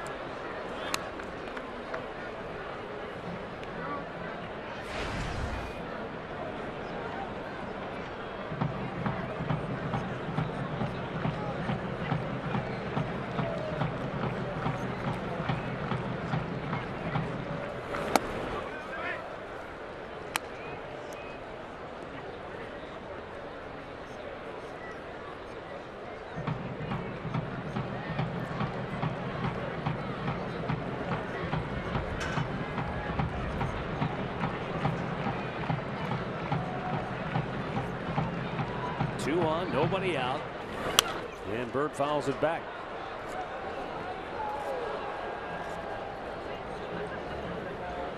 I don't know how much baseball you can play in South Dakota, you know, in terms of the weather, as far as like school. But at South Dakota State, his ERA was 3.60. He pitched in 42 games in college. All but 4 of them were as a starter. But his career record was just 9-18. Again, I don't know how many. Well, there's only 2 guys from South Dakota we know. It's Pronk, Travis Hafner, and Darren Erstad. I think they were the 2 guys from South Dakota, weren't they? North Dakota. They're from North Dakota? I think so, yeah. Well, I think that's colder than South Dakota, so they play only 2 games a year. That's right.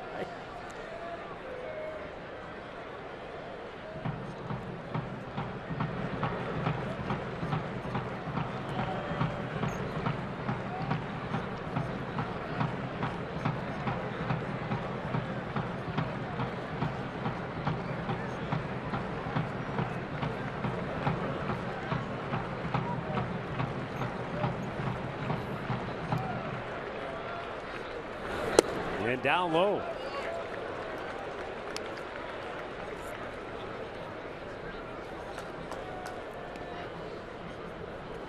there's more guys than you would think of. Remember Dave Collins from the Reds? Yeah. South Dakota native. Switch hitter, no kidding. Played with the Angels, sure. I remember Dave. Terry Forster. Strike 3 called.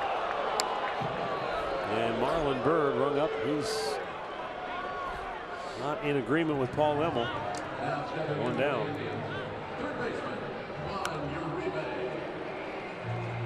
Again, if you can't watch the games on TV, stream them on your mobile device. Go to the App Store, download the free Fox Sports Go app, log in, and stream the Indians wherever you go.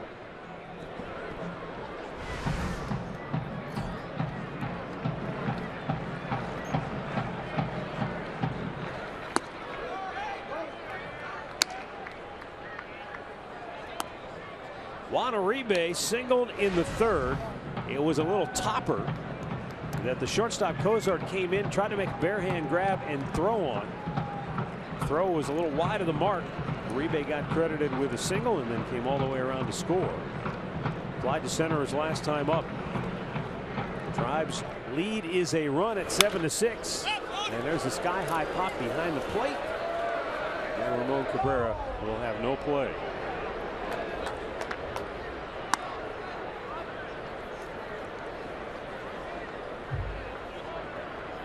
Of course, all this talking, we probably forgot the most famous South Dakota-born player in the history of Major League Baseball. I'm sure we did. He's sitting right there in our dugout. Terry Francona. What do you mean South Dakota? That's where he was born. He was born in Aberdeen.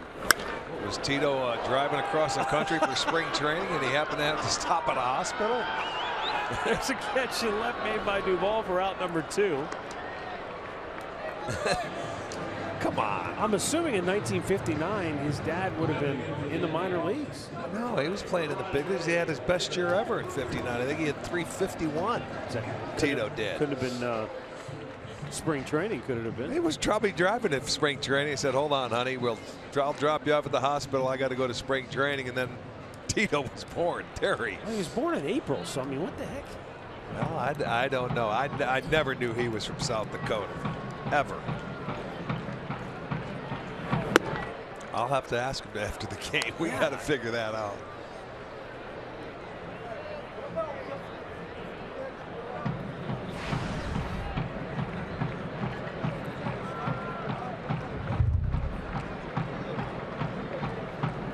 Rajai Davis has been perfect. He's 2 singles. He's walked. He's scored 2 runs. He's driven in a run.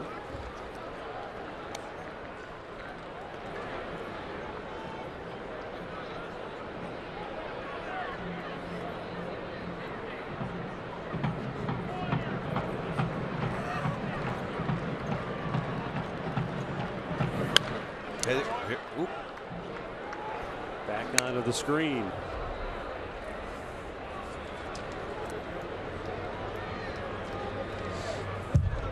Let's see if the Indians can get any 2-out base hits. They had a couple last inning. They had 3 RBI hits. Davis has been on base every time tonight. 2 singles and a walk. Has scored a pair.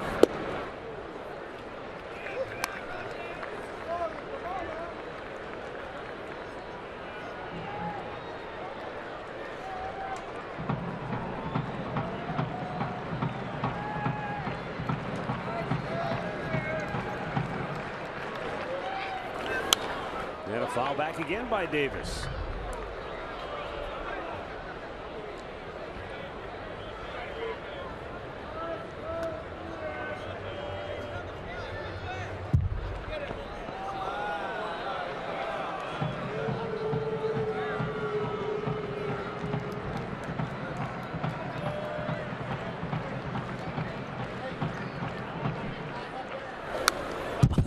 Tell you what, Davis has fouled off everything Thompson has thrown at him.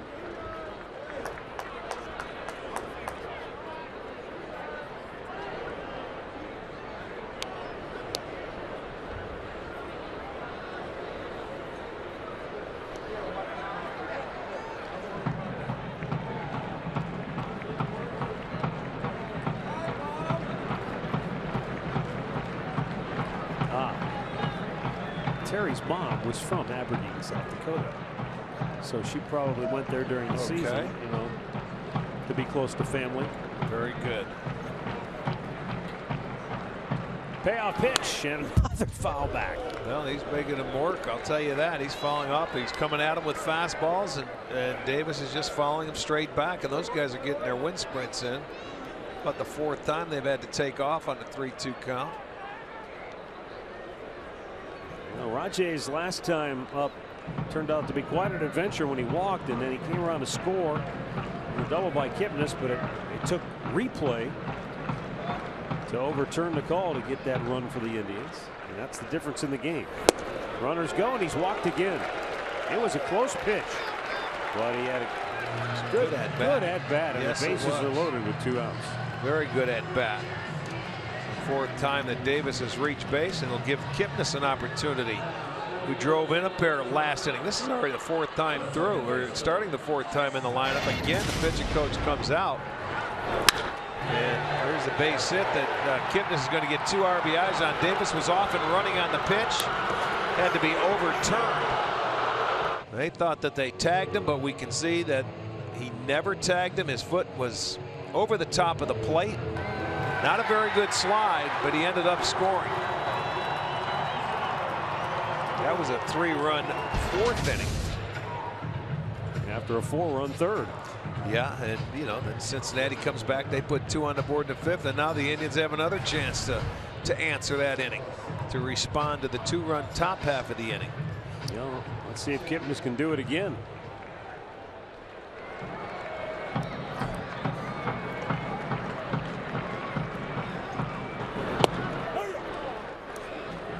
And he takes a strike.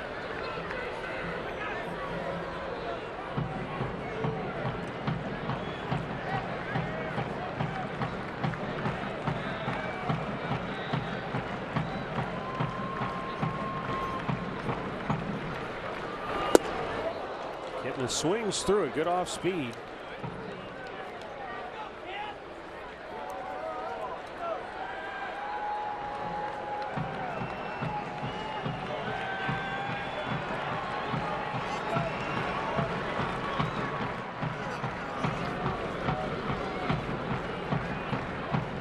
No balls and 2 strikes with the bases loaded and 2 out here in the 5th. Indians leading it by a run. And Lane Sampson trying to get himself out of trouble. And he does, striking out Kipnis to end the inning. 5 complete. 7-6 Cleveland.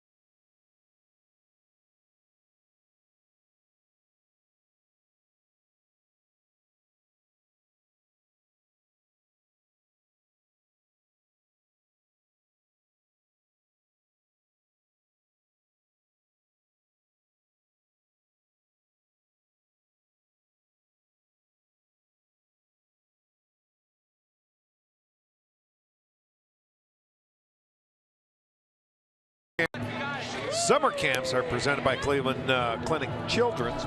Offer major league instruction to baseball players in Northeast Ohio. You can sign up today by visiting Indians.com/youthbaseball.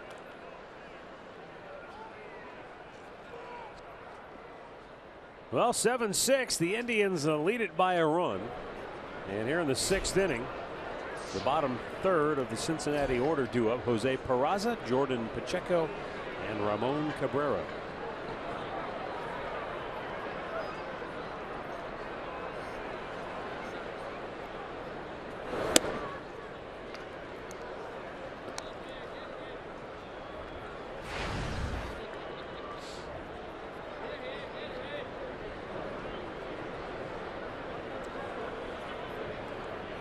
Well, Hunter came on and did his job, came out and got the ground ball double play that you needed to get out of last inning, holding Cincinnati to just the 2 runs.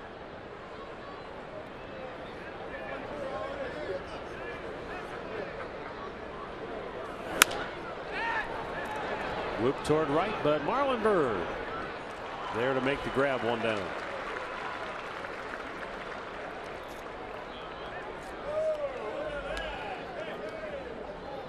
Now stepping to the plate, number 15, Cincinnati, Jordan Pacheco.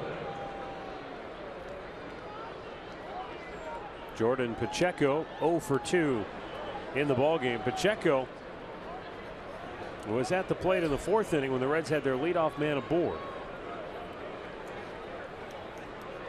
And he hit a line drive right back to the mound. Cody Anderson caught it, flipped it to first, and got himself a double play.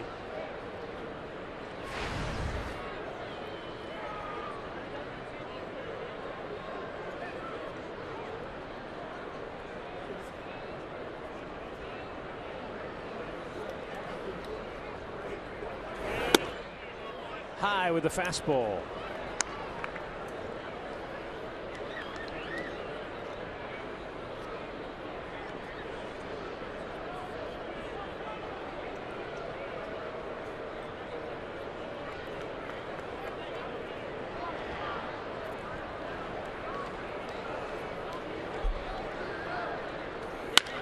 Hit hard to third, and what a play by Uribe. Stayed with a tough in between hop and makes the play for out number 2.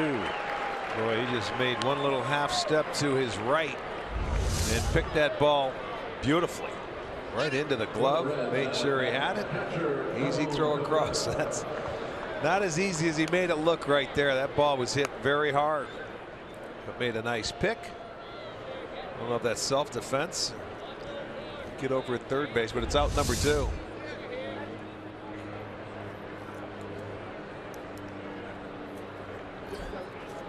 Ramon Cabrera. Cincinnati catcher taking a strike.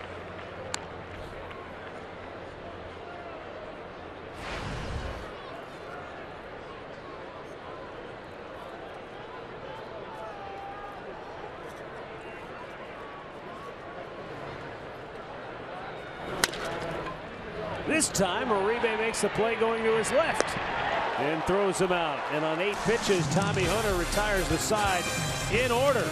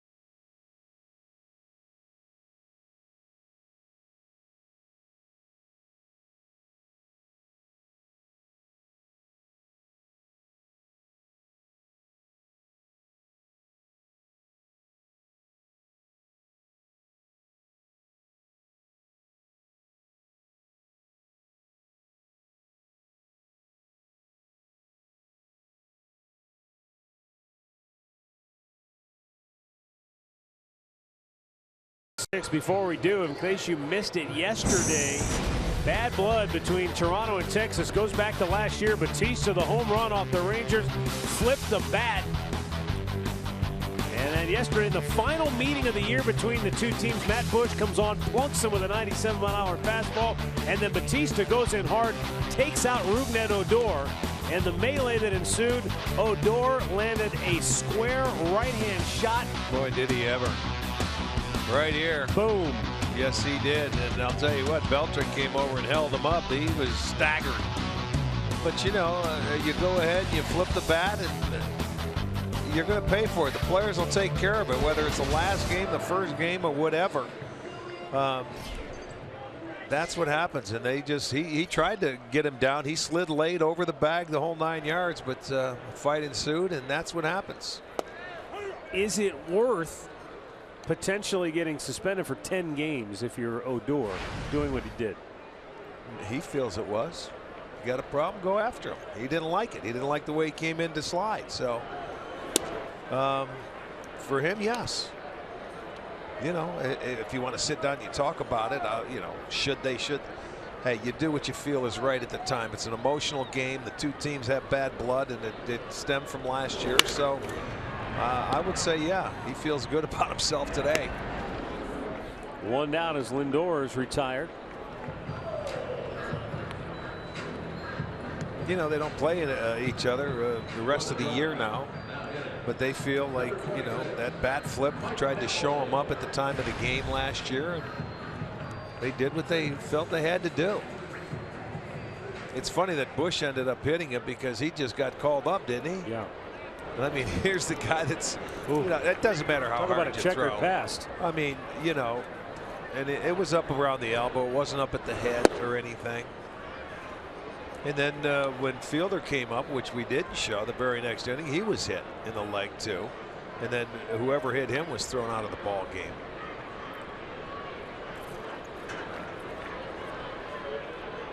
.1-0 pitch. We've seen, I don't know how many baseball quote-unquote fights over the years.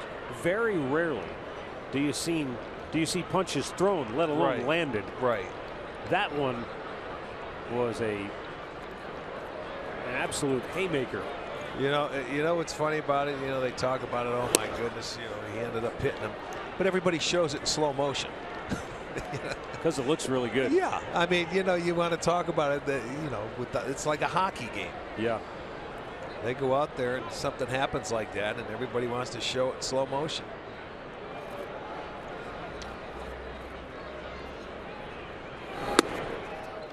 Yeah, Mike Napoli draws a 1-out walk, so he's on base safely for the 3rd straight time.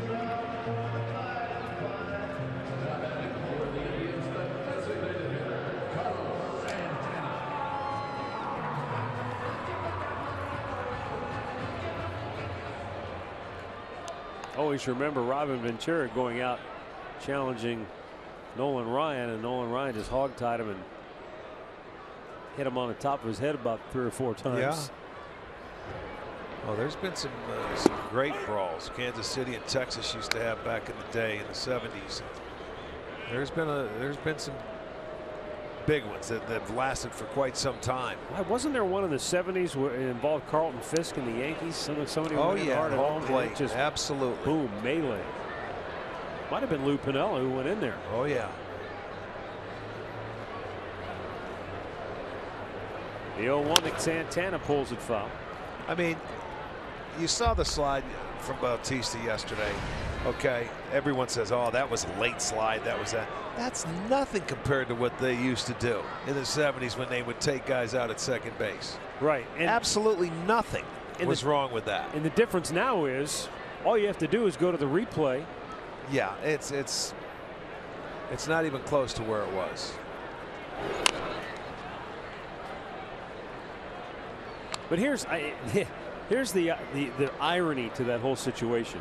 The rule was changed to protect the players, and what ends up happening? A brawl. Yeah. Where Batista could have very easily had his jaw broken. Well, that's what you do. If you get hit, you drop the bat, you go to first base, and then you go out and try and take out a second baseman or a shortstop. That's just the way the game's played. That's your only defense in there. You know, nowadays, when somebody gets hit, everybody wants to start talking about it. Drop your bat, go on, because your pitcher will end up getting one of theirs, and you know it'll get back to even eventually. Or you it may take some time. Or you steal second and score a run. Right, you do something to try and beat them. I mean, now everybody makes a big deal out of it. They want to start chirping. Santana with a line drive base hit into right field, and Napoli stops at second base. This is the 13th hit of the night for Cleveland. Going to get a breaking ball here that stays up in the zone, and he just easy for him to just hit it up into right field. No problem. Didn't make him use his legs, hung it. That'll give Gomes an opportunity now with runners on first and second to add to a 7-6 lead. And up comes Yan Gomes. Yeah, base hit to lead off last inning. He got one in. He blooped one into center field.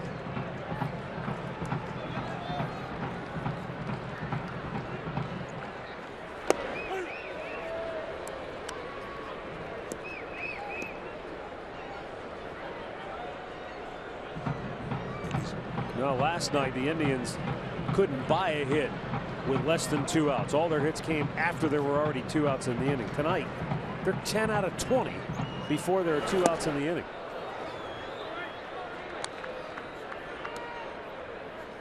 All it takes is a few more sands through the hourglass, and everything changes. Every day is different. That's right. You come to the ballpark and whatever you did yesterday's forgotten about. Today's a new day. Lane Thompson with the 0-2, and Gomes sends a high drive deep right field. It's over Bruce's head and gone. Yan Gomes with a 3-run homer here in the 6th, and the Indians extend their lead to 10-6. Another 0-2 pitch.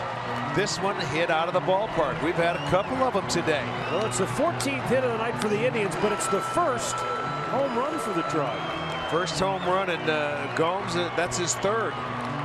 He's trying to break out of that slump, but this is an 0-2 pitch and not very well located, and he drives it to right center field over the top of that fence, and boy, that feels good. Back-to-back hits for Gomes, and that's a 3-pointer, so a big one. It makes it a 10-6 game now.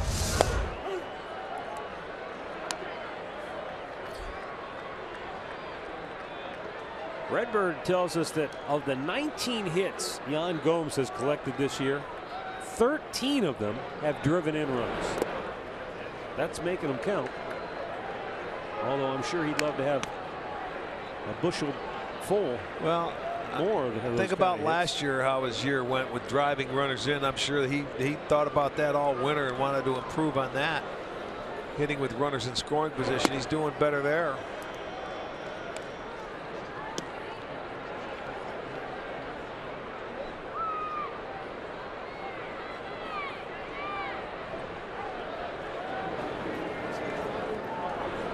Jose Ramirez having a good night at the plate. He's doubled, singled, scored a run.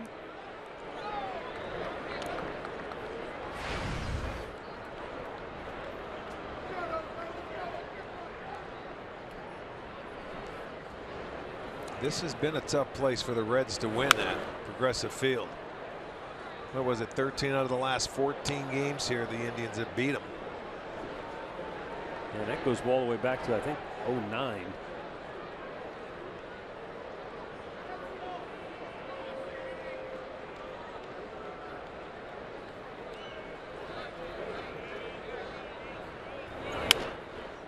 And a foul back.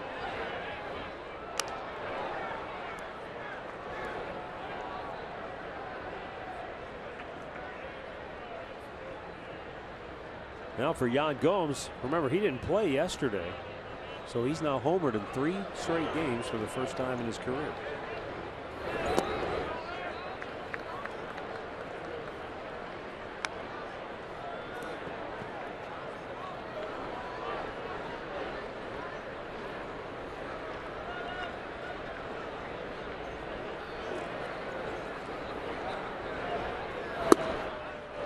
And Jose Ramirez draws a walk.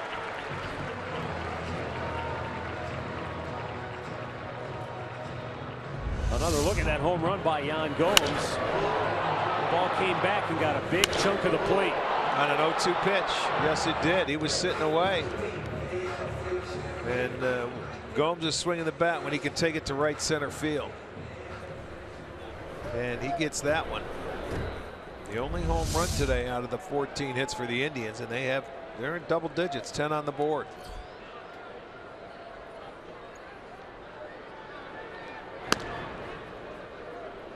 No, we talked about it on Friday when he hit the big home run for the Indians in the come from behind win over the Twins. You know, going into that game, he was just mired in an awful slump. Well, and he told me before that game, you know, I just need something, a broken bat, something to fall down, just something so I can get the first base. Well, and he remember got what that one felt tonight. like. That little flare into center field was the first hit he got tonight. Made him 1 for 3, and then the big home run. Yeah, you have to see results. You know, and the thing about slumps when you struggled like Gomes has, when we're talking like 50 at bats, you can't come out of them in one game. It takes you, it's a prolonged period of time. You've got to go a week, 2 weeks, and put solid quality at bats together, and you start seeing results. Well, as you said, he's homered in his last 3 games he's played, so hopefully that's a sign that he is coming out of it. Caleb Cotham getting loose now for Cincinnati. And Marlon Byrd shoots one right back to the screen.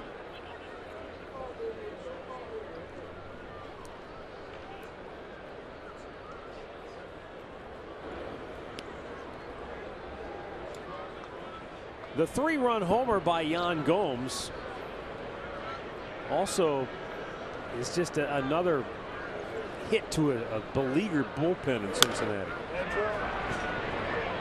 Remember, we talked about it a couple of weeks ago. They were 23 consecutive games where they've allowed a run. Yeah, the bullpen has. That's the new record.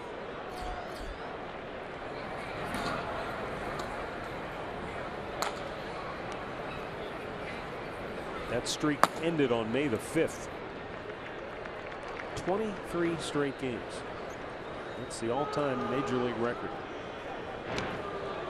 Close at first, but Ramirez back safely.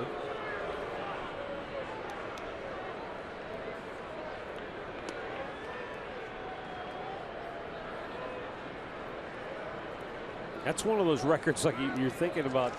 Does anybody really keep track of this kind of thing? Oh yeah. In fact, the guys at Elias, the Sports Bureau, they said the previous record was held by the Rockies of 2013, which gave up, their bullpen gave up 1 run at least in 20 consecutive games. There's the 1-2. Just inside.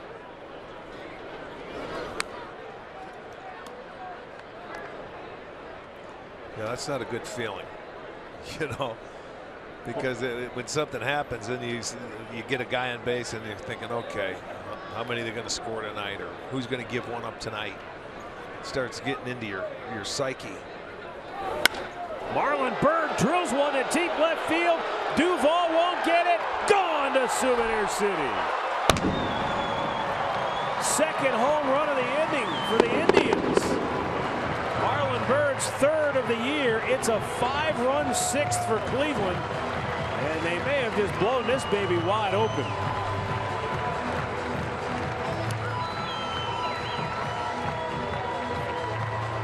Well, they've had crooked numbers on the board tonight, and that's right in his zone, the nitro zone, and he gets it out of there in a hurry. Second home run in the inning, and 3 out of the last 4 innings. Now they've knocked Lane Thompson out of the game, and Brian Price says, let's try somebody else. The bullpen door swings open. We'll tell you who emerges from the Cincinnati bullpen when we come back, as the Indians now lead it by a half dozen.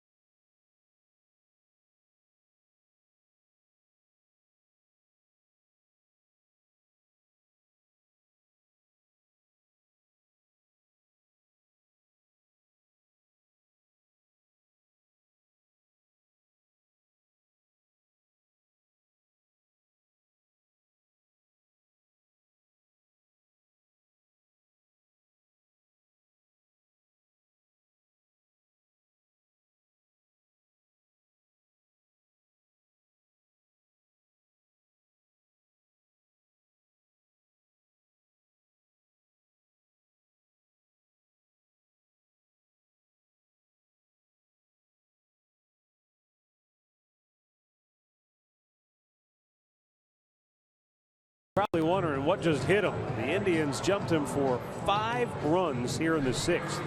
5 straight reached, all 5 scored, couple of home runs hit. And as we go on to Andre Knott, the unfortunate thing for Reds fans is this has happened a lot this year. It's a carbon copy. But, you know, when you look at what they've done this season, I know Ty Van Berkeley told his guys, don't get too excited about the numbers. Have some patience. Make these guys throw strikes. And that's what's happened over the last 2 innings. You know, he says, you know, you can look at those numbers and you can get real excited. But if you don't make these live arms throw strikes, they'll get you out. So far, they've made them put it over the plate, and they've hurt them because of it. Yeah, you talk big innings, 4 runs in the 3rd, 3 runs in the 4th, 5 runs in the 6th.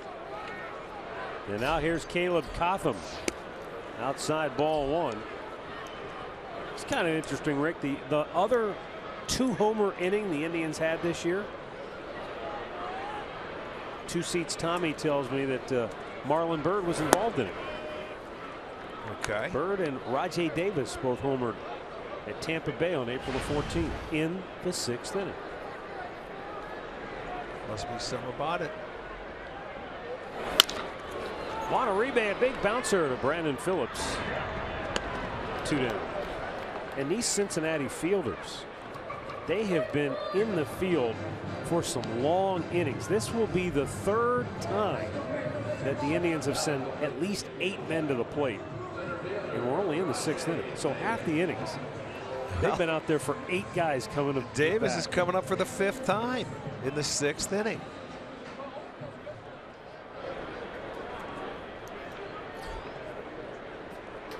Zach McAllister warming for Cleveland. And Cotham misses low ball 1.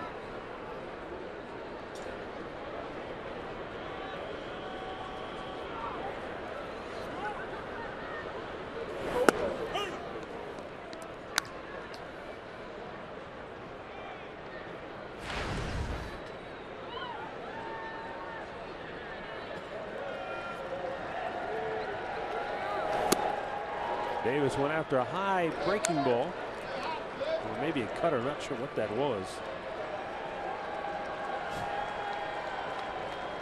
And it's a ball and 2 strikes. Rajay 2 singles, 2 walks, 2 runs scored, and 1 run batted in. Chases 1 in the dirt. That'll end the inning. But the Indians throw a haymaker of their own here in the 6th inning. A 3-run shot by Gomes, a 2-run homer by Byrd.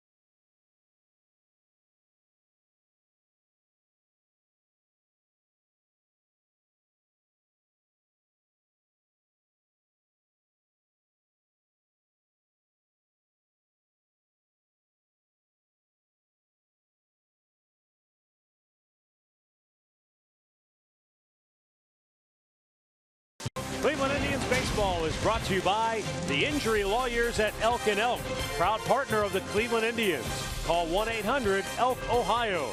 And by Ford, built Ford tough.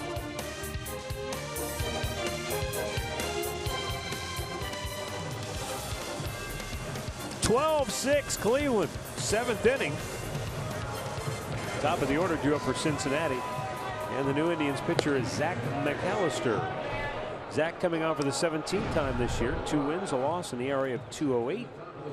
He's worked 13 innings. He's allowed 13 hits, but only 3 earned runs with 6 walks and 13 strikeouts.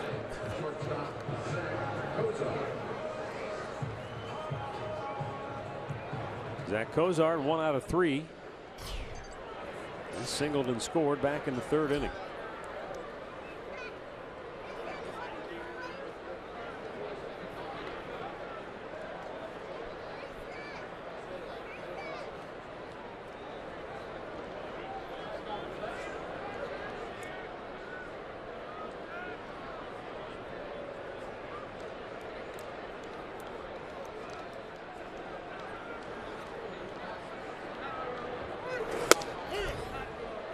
Down Broadway, strike 1.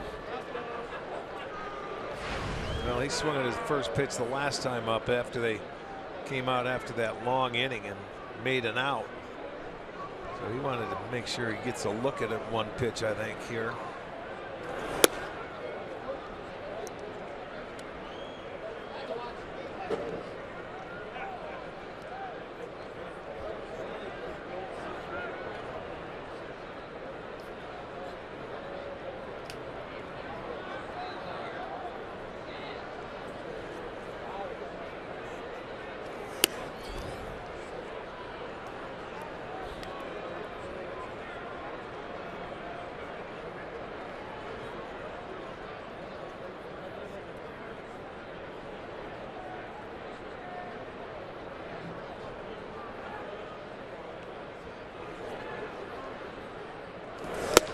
Swung on and misses. 2-2.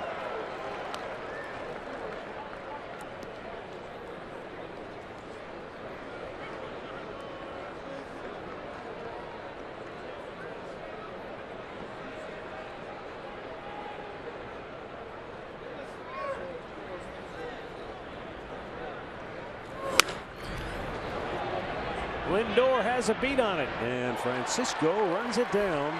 1 away.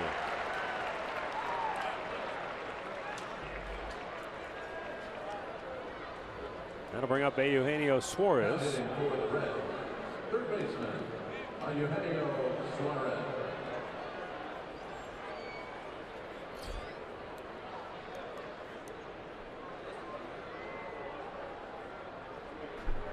Suarez out of Venezuela. We talked before. He came up with the Tigers.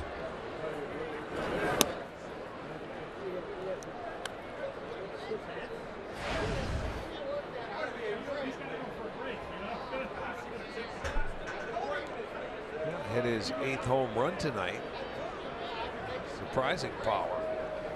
Stays on the ball and having a nice year for him. One of the things that he's changed since we saw him in Detroit is that leg kick. It's something that he's added, and he said that Marlon Byrd is one of the people that helped him with that a year ago.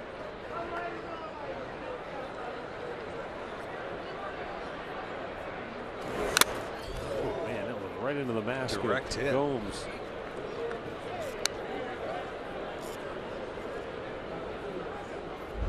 This is just a deflection from the bat right into the mask of Gomes. Seems like everybody's surprised with Suarez's power except him. He says, look, I swing hard. I have more power than people realize. I just swing really hard, and when I make contact, it flies. Well, that's the key. But I mean, he doesn't try to pull the ball. You know what I'm saying? He stays on it, and he's in a good ballpark in Cincinnati to do that in. But he went to right center here, and this isn't this is a tougher ballpark. This is one of the fairer ballparks around as far as home runs go.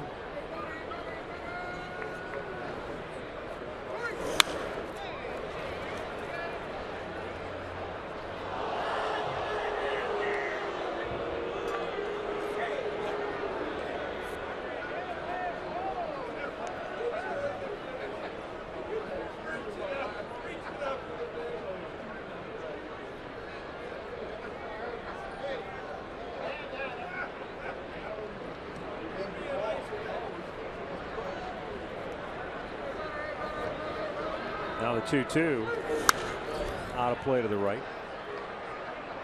It was funny. I was thinking to myself that, you know, Marlon Byrd's not a guy who I think of with a big high leg kick, but he's been around a lot. He's been around a lot of great hitters, so he can be almost like an extra hitting coach on a team because he's seen so much and he's probably learned so much. You know, just to talk with hitters and younger hitters, the more hitters you talk to, the better it is. You know, some of the greatest hitters can tell you something that you might not be able to incorporate in your game, but there may be something or somebody along the line that will kick in. Yeah. You know, you never know, but you just got to love to talk hitting. 2 down as McAllister throws one by Suarez. Tonight's player profile brought to you by Levin. Features Joey Votto, second-round pick of the Reds back in '02. He was the 44th overall selection that year. Already a 4-time All-Star and MVP. And he can get hot. He batted .362 after the All-Star break last year. I don't know if he'll be able to duplicate that this year, but just really surprising to see his batting average that low, down at .215 coming into tonight. Well, he's had his struggles earlier this year. You know, this is a guy that, you know, he takes walks. He's been abused for that, you know, being a patient hitter. A lot of times people in Cincinnati, they want him to expand the strike zone, drive in more runs, maybe try to hit more home runs and not take your walks and get on base like that. But he uses the whole field. He doesn't get out of the type of hitter that he is. It sounds like you're talking about Joe Mauer. Yeah, I mean, Joe Mauer's that way. He's not going to go and get out of his style, which is take pitches, hit line drives. You know, put the ball in play, take your walks. Now that was an un-Votto-like swing, and maybe that's he's taken a couple tonight that it's looked sort of funny. You know, normally when you see him, when he puts the ball in play, I mean, when he swings, he hits it. He stings it usually. See, we don't get the chance. We see him once a year. You know, but now it's maybe 4 games, 5 games tops.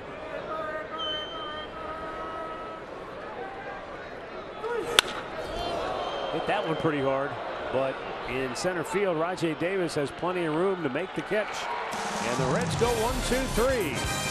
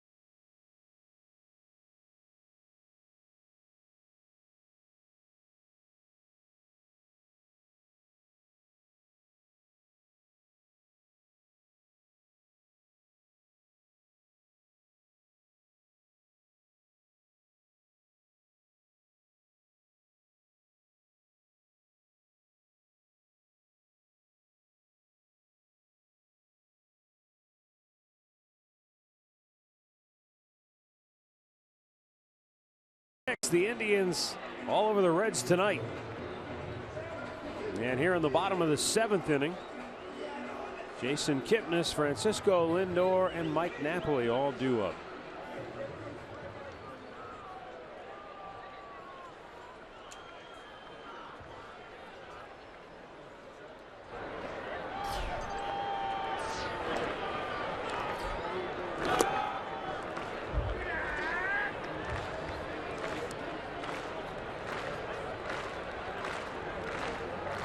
Get 1 for 3. Did sacrifice back in the 3rd inning to move for runners up, where Lindor ended up doubling him in.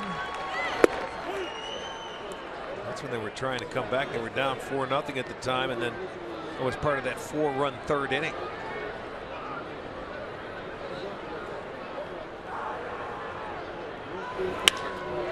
And Jason wraps one in the right field. He's got his 2nd hit of the game, and the Indians have their leadoff man aboard again. So that's 6 out of the 7 innings tonight. Martinez going to come in and run for Kipnis in this ball game. Give him some time off. He's played pretty much every inning of every game. I think he's missed 1 inning. And Lindor's a guy that you could give a little rest to as well. He's played, I think, every inning in every game.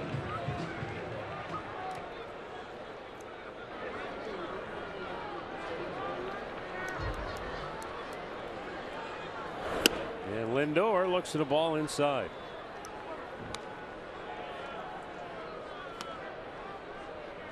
Frankie has 2 hits tonight, 2 ribbies, and a run scored. 16 driven in on the year. Smashed it right back up the gut. Boy, did he ever. I'll tell you what, Gothman almost caught him. He was lucky to get out of the way. That was hit sharply right past him, right back up the middle. 17 hits now for the Indians. Well, let's add him up. Look at him. It's a party.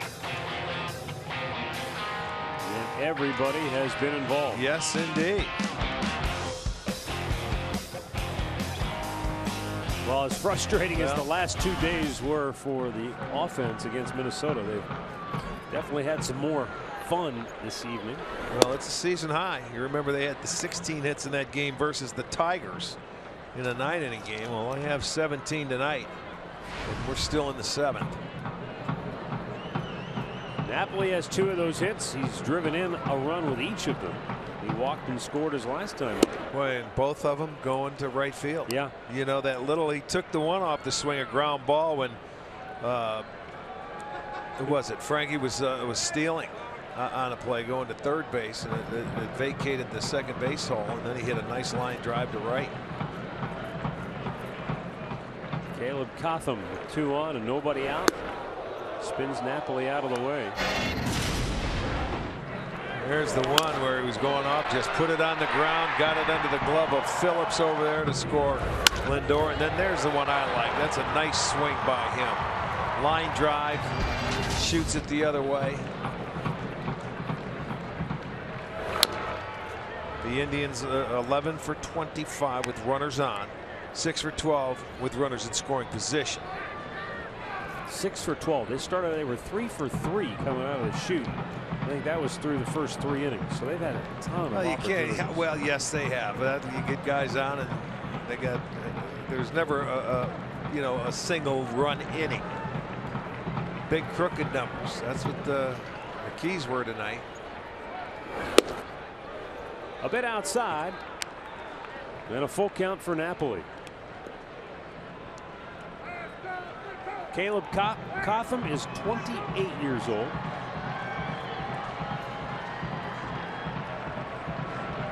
A native of Tennessee. And the payoff pitch is low, ball 4, and the bases are loaded.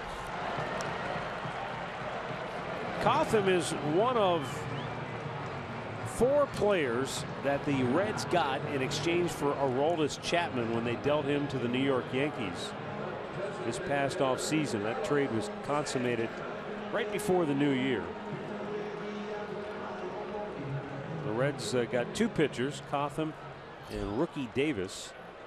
They also got a couple of infielders in that deal.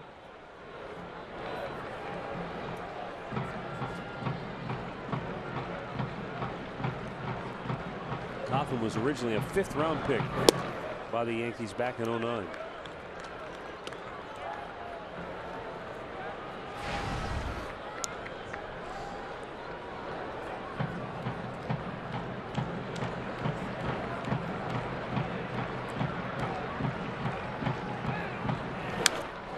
to foul right back.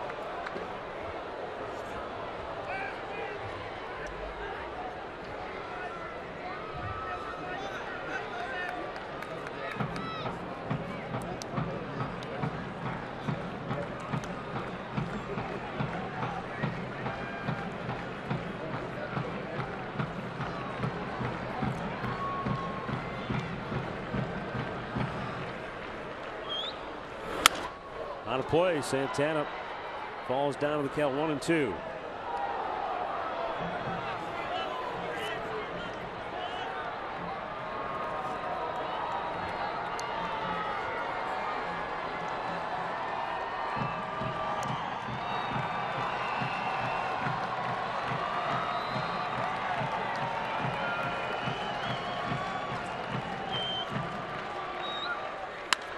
Santana with a long fly ball.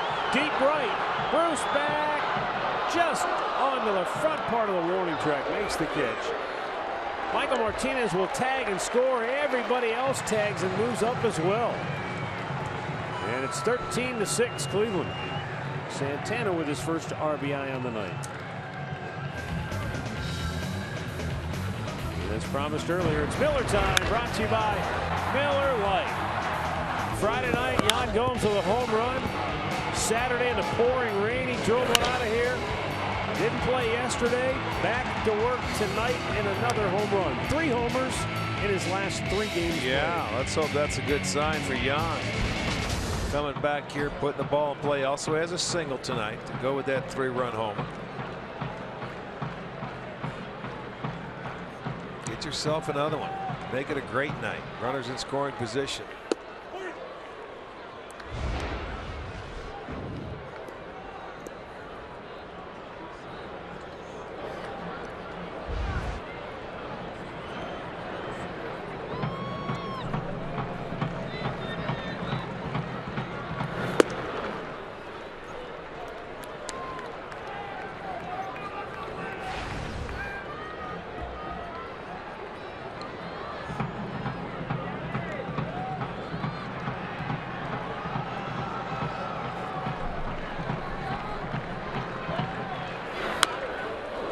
Off his leg. Yeah.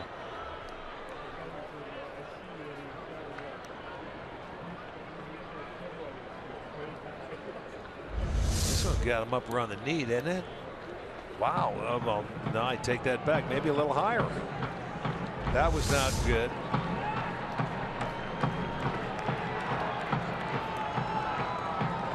Boy, Cotham's already made 25 pitches.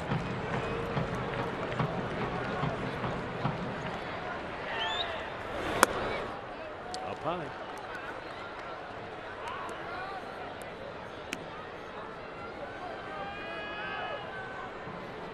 The Indians loaded the bases with nobody out in the inning. They've scored a run.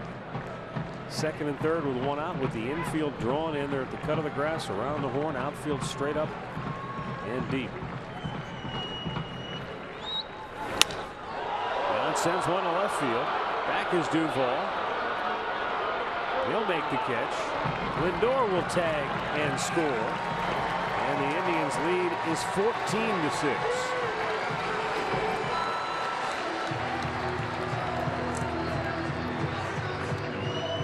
A 4 RBI game for Yan Gomes. Back-to-back sacrifice flies by Santana and Gomes. Again, now they've got a 2-run inning, a 3-run inning, a 4-run inning, and a 5-run inning on the board tonight.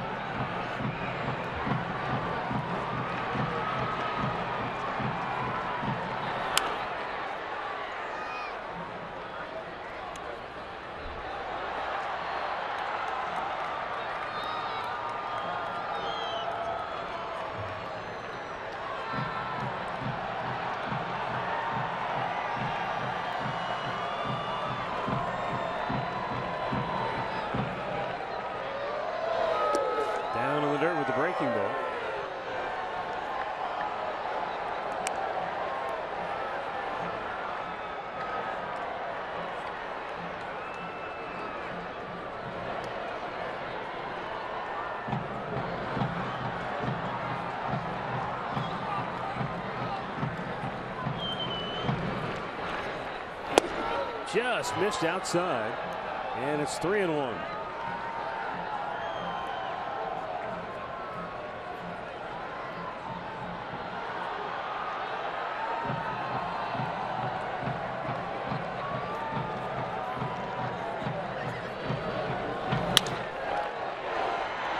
Diving stop by Brandon Phillips from his knee. Throws out Ramirez to end the inning. Now B. Phil putting on a nice display of defensive prowess, but the Indians tack on 2 more and lead it by 8.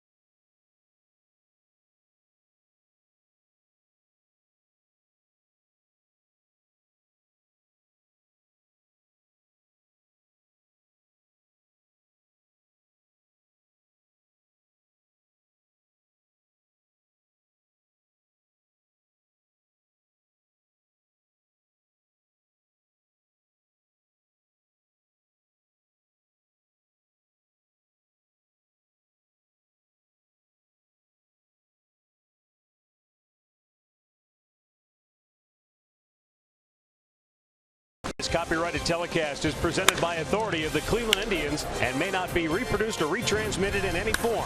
And the accounts and descriptions of this game may not be disseminated without the express written consent of the Cleveland Indians.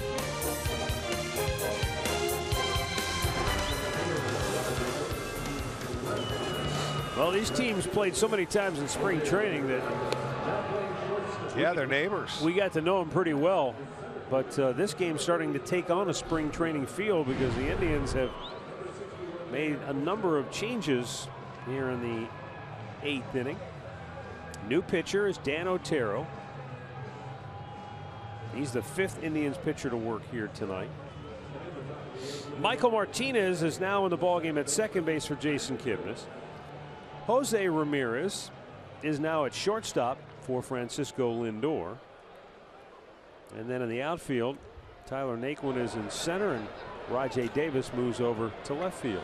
Yeah, well, Kipnis, as I mentioned, had only missed 1 inning prior to this in any game. And Lindor, it's his first time getting a little breather, if you will, here in the 8th inning. Not much of one, but it is one. Rajai moved from center over to left, and Naquin getting into the ball game now in center field.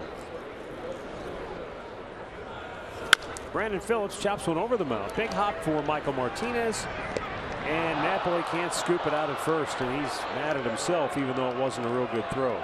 No, he goes over there just into the ball game. It was his fault. He didn't give him a good strong throw. He flipped it from down under instead of stop planning. He had plenty of time to make a good throw. Look at it from the side, and he doesn't pick you up, so it'll go as an error.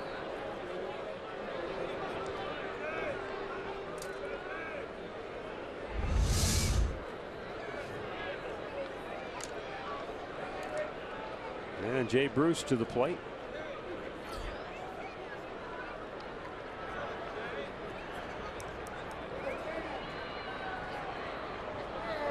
When this was still a ball game back in the 5th inning, Jay Bruce got a big hit for Cincinnati. Wasn't much of a hit, but he was trying to go the other way, and he just flared one into left field that drove in 2 runs and made it a 1-run game at that time. Little did he know that next time he would come to bat in this game, his team would be down 8. Think about that. His base hit made it a 1-run game. Yeah. And between then and now, the Indians have scored, what, 7 more? Crazy.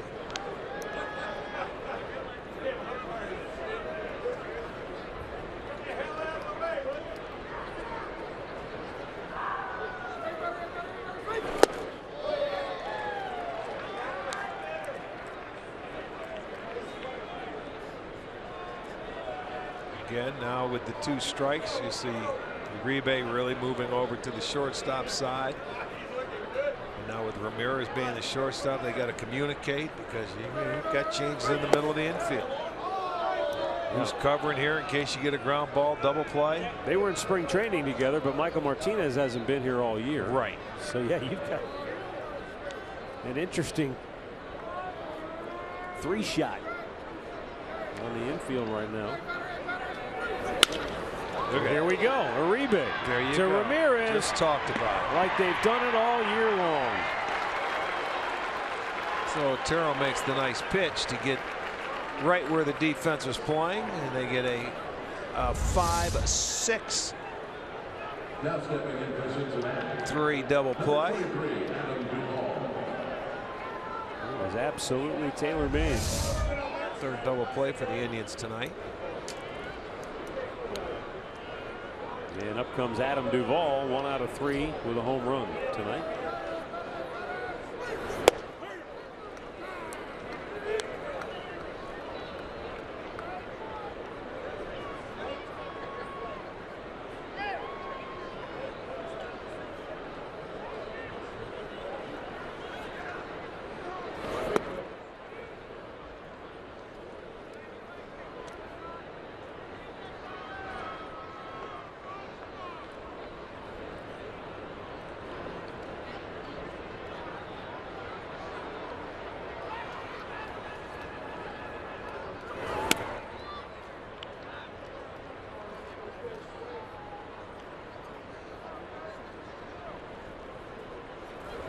Two balls and a strike. Same 2 teams tomorrow night putting the wraps on the homestand. Yeah, that's strange. Same 2 teams next 3 nights. So we'll be departing tomorrow. Heads up. It'll be Danny Salazar who tried to save Andre right there. He's going tomorrow for the Indians. Alfredo Simon will go for Cincinnati. And then, as Rick said, we'll head south to the Queen City. And Wednesday and Thursday, we'll have 7 o'clock starts for you from Great American Ballpark. Strike 3 called. Inning over. Indians lead it 14-6.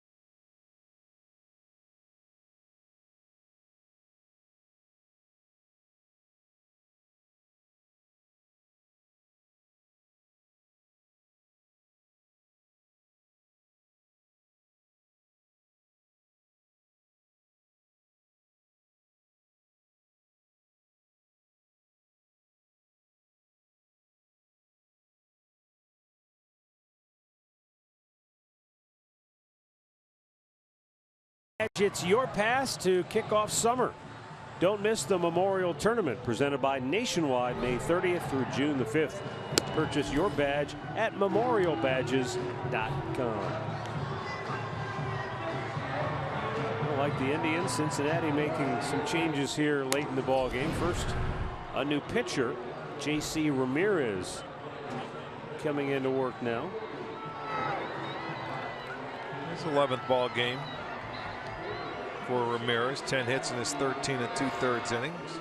Ivan De Jesus Jr. is now at second base. Tyler Holt has come on in right field.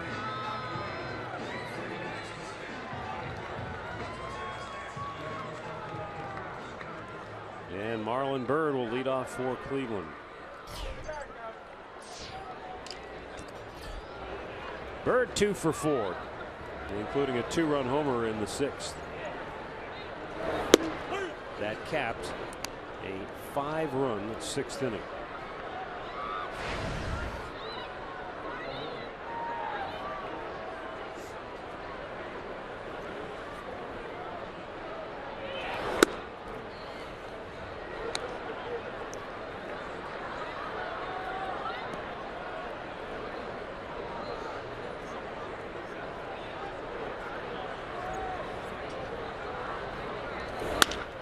Between third and short, and he's got his 3rd hit of the night.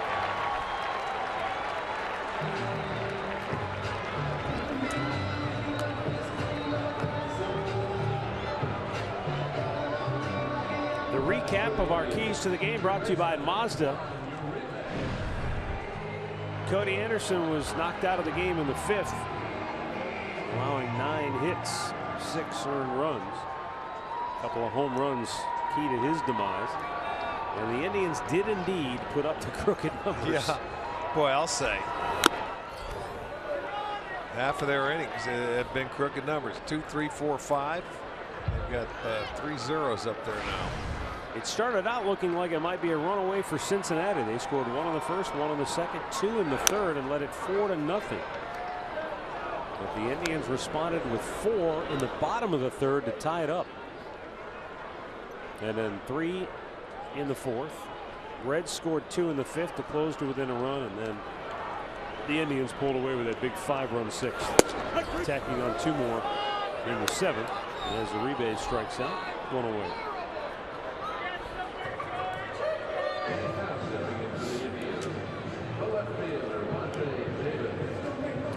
Rajai Davis singled his first 2 times up, drove in a run, then walked his next 2 times to the plate. And he scored a pair.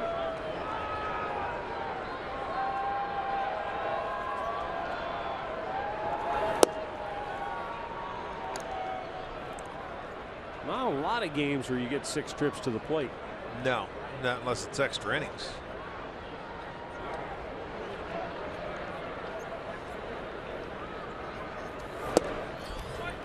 You ever have games like that where literally you're in the dugout and going, I'm up again? Yeah. You know, one of those kind of. It seems like, yeah, sometimes let's go. I want to keep hitting, especially like he was on his first 4 times. So why wouldn't you? He's coming up his first at bat today. He broke an 0 for 19 slump. So yes, he wants to hit again, and he would like to bat around and try it twice. Why not? When you're having a good day, you want to continue to hit. Tampa Bay's having a good day. They're beating Toronto 11-1, and that's at the Rogers Center tonight.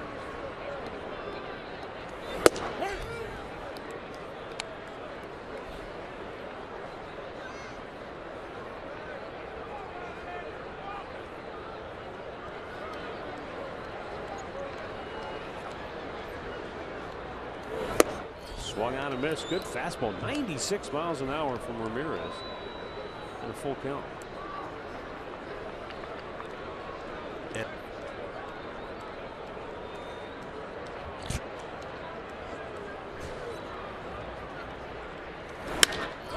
Popped to right. And Tyler Holt will make that catch. 2 away. Play of the game brought to you by Pat O'Brien. And it was in the 6th inning. Yan Gomes gave the Indians a little breathing room.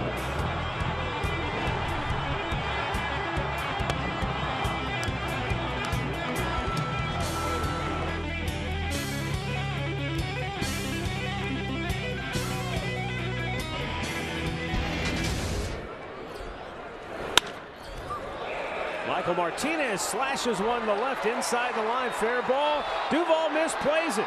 Coming around third, Marlon Byrd is going to score all the way from first. 15-6. See how they scored, but Martinez, nice piece of hitting, just taking the ball to the opposite field on that high pitch. Well, yeah, it's elevated, and I didn't see what happened to Duvall down the line. If it hits the wall and see, it had spin to it, he just never got over there. Needed a half more step to cut that ball off. That's going to be a double and an error. No RBI. There is an RBI? Okay.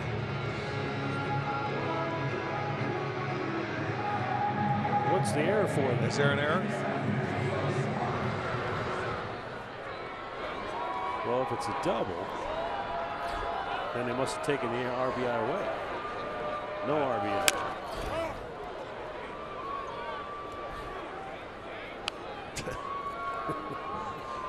Second error of the night for Cincinnati.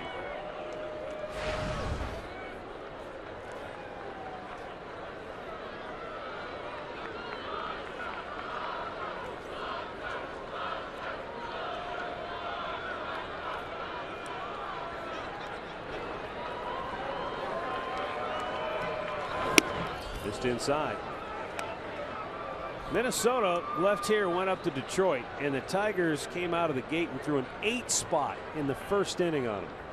Yeah, and that was Barrios, wasn't it? That started that game for them. They're young. Minnesota's come all the way back to close the gap to 8-7 in the 6th inning. And the Indians are out here in the 8th. We'll go to the 9th. Tribe in command, 15-6.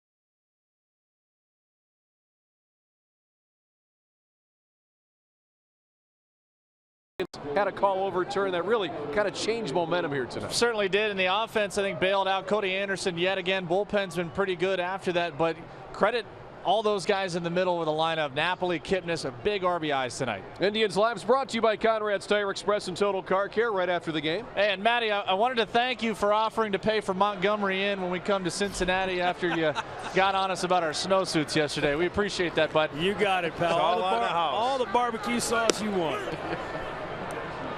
Well, here in the 9th inning, Dan Otero, after working a scoreless 8th, going to try to stay on and finish it off. Chris Jimenez into the ball game behind the plate. Jose Peraza leading off.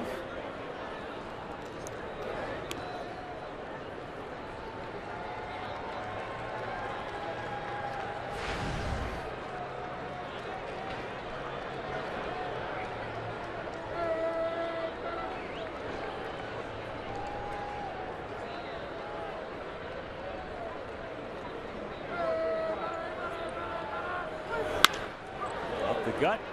And Martinez off balance throw. Got him. Well, he just made up for the air with a spectacular play right there. The routine play got him when he first came into the game, and that was an unbelievable play. Ranging far to his right. It went between the legs of Otero. He gets it, and I mean, makes a strong throw, accurate, right on the money. Beautiful play right there. Same guy made both those plays. Go figure. Player B, as we like to say on the golf course. Wow, that was a nice play.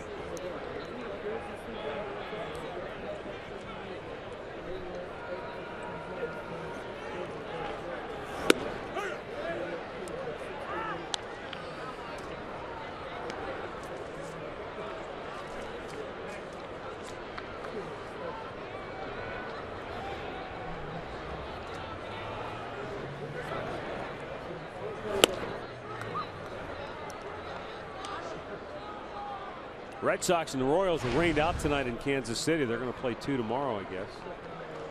I'll get that rain through Boston before we get there on the weekend. They're in Kansas City, though. Oh, they are? Yeah. I think it looks like pretty good weather. It does, yeah. For Boston, it does. Normally, it always rains over there, doesn't it? Seems like it.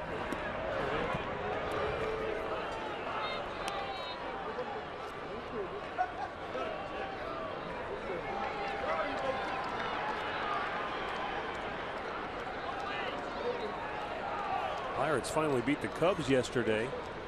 Having a little easier time of it tonight. They're beating Atlanta 6-2. That ball's lined up the middle. Martinez couldn't field it. It might have taken a little bit of a wicked bounce on him. Not sure. It looked like he was in position to maybe make a play on it. I think it stayed down on him and it surprised him. Another sharply hit ball right back up the middle. Otero, let's see. Hit the dirt and he's going for a backhand and it just stayed down and skipped past him. Maybe it came a lot and it might have had some spin on it too, as that ball stayed down. It didn't really come up where he thought it was going to be. It'll go as a base hit. Ramon Cabrera 0 for 3 on the night.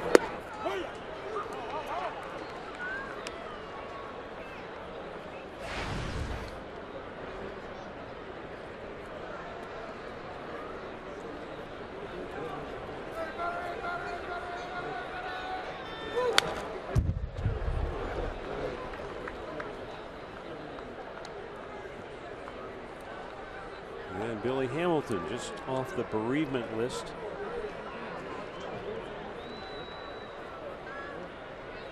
Spending his time with family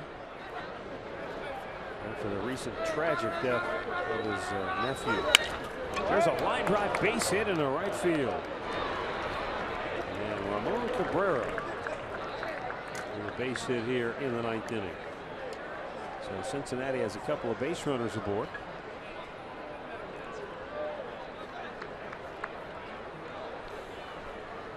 For Cincinnati, batting for Cozart is number really 6. sad situation. His 3-year-old nephew was killed in a car accident recently, and he was very close to his nephew and obviously hit him extremely hard. And Billy was down in Mississippi where he was born and raised for the funeral.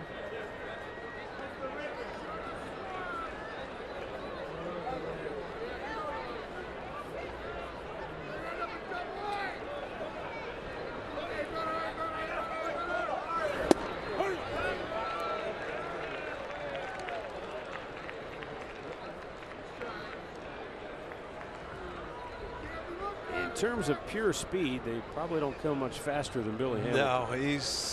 No, when he can put it on play and get on base, he's exciting to watch. He can turn a single into a double, double into a triple. He can score on a single. Being on first base, he's exciting to watch when he can get on. Can cover some ground in the outfield.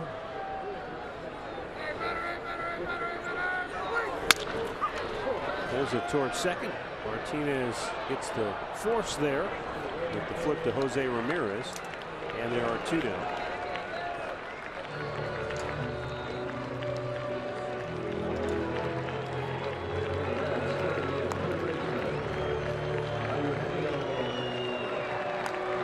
And with 2 down, the batter is Eugenio Suarez, who hit that 2-run homer back in the 3rd, singled and scored in the 5th.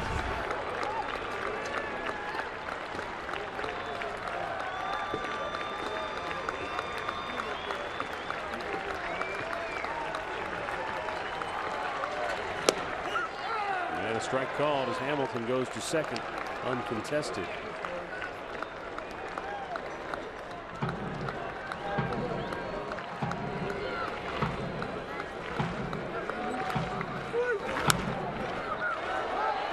Napoli near the railing, can't get there.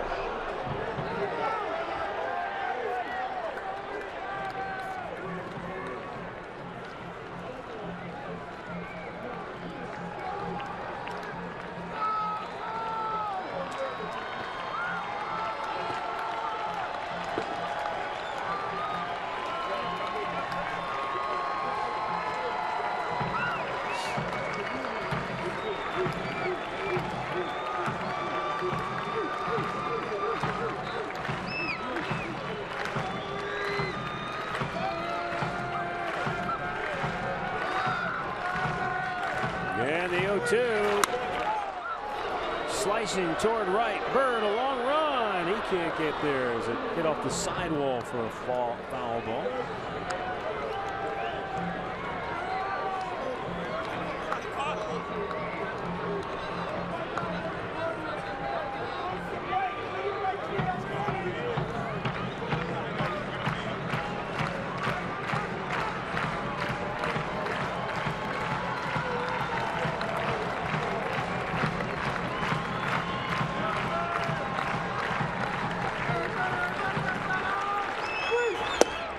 Threw it by him, and that'll be the ball game.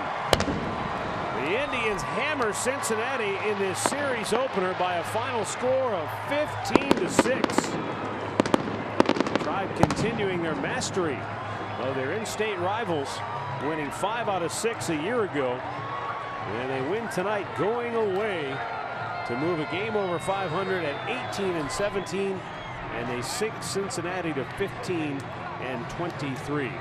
Winning pitchers Tommy Hunter, he goes to 1-1. John Lamb takes the loss, his first. Well, this is one of those games where the way it started out, it didn't look good. You didn't have a real good feeling based on the way the Indians offense performed over the weekend.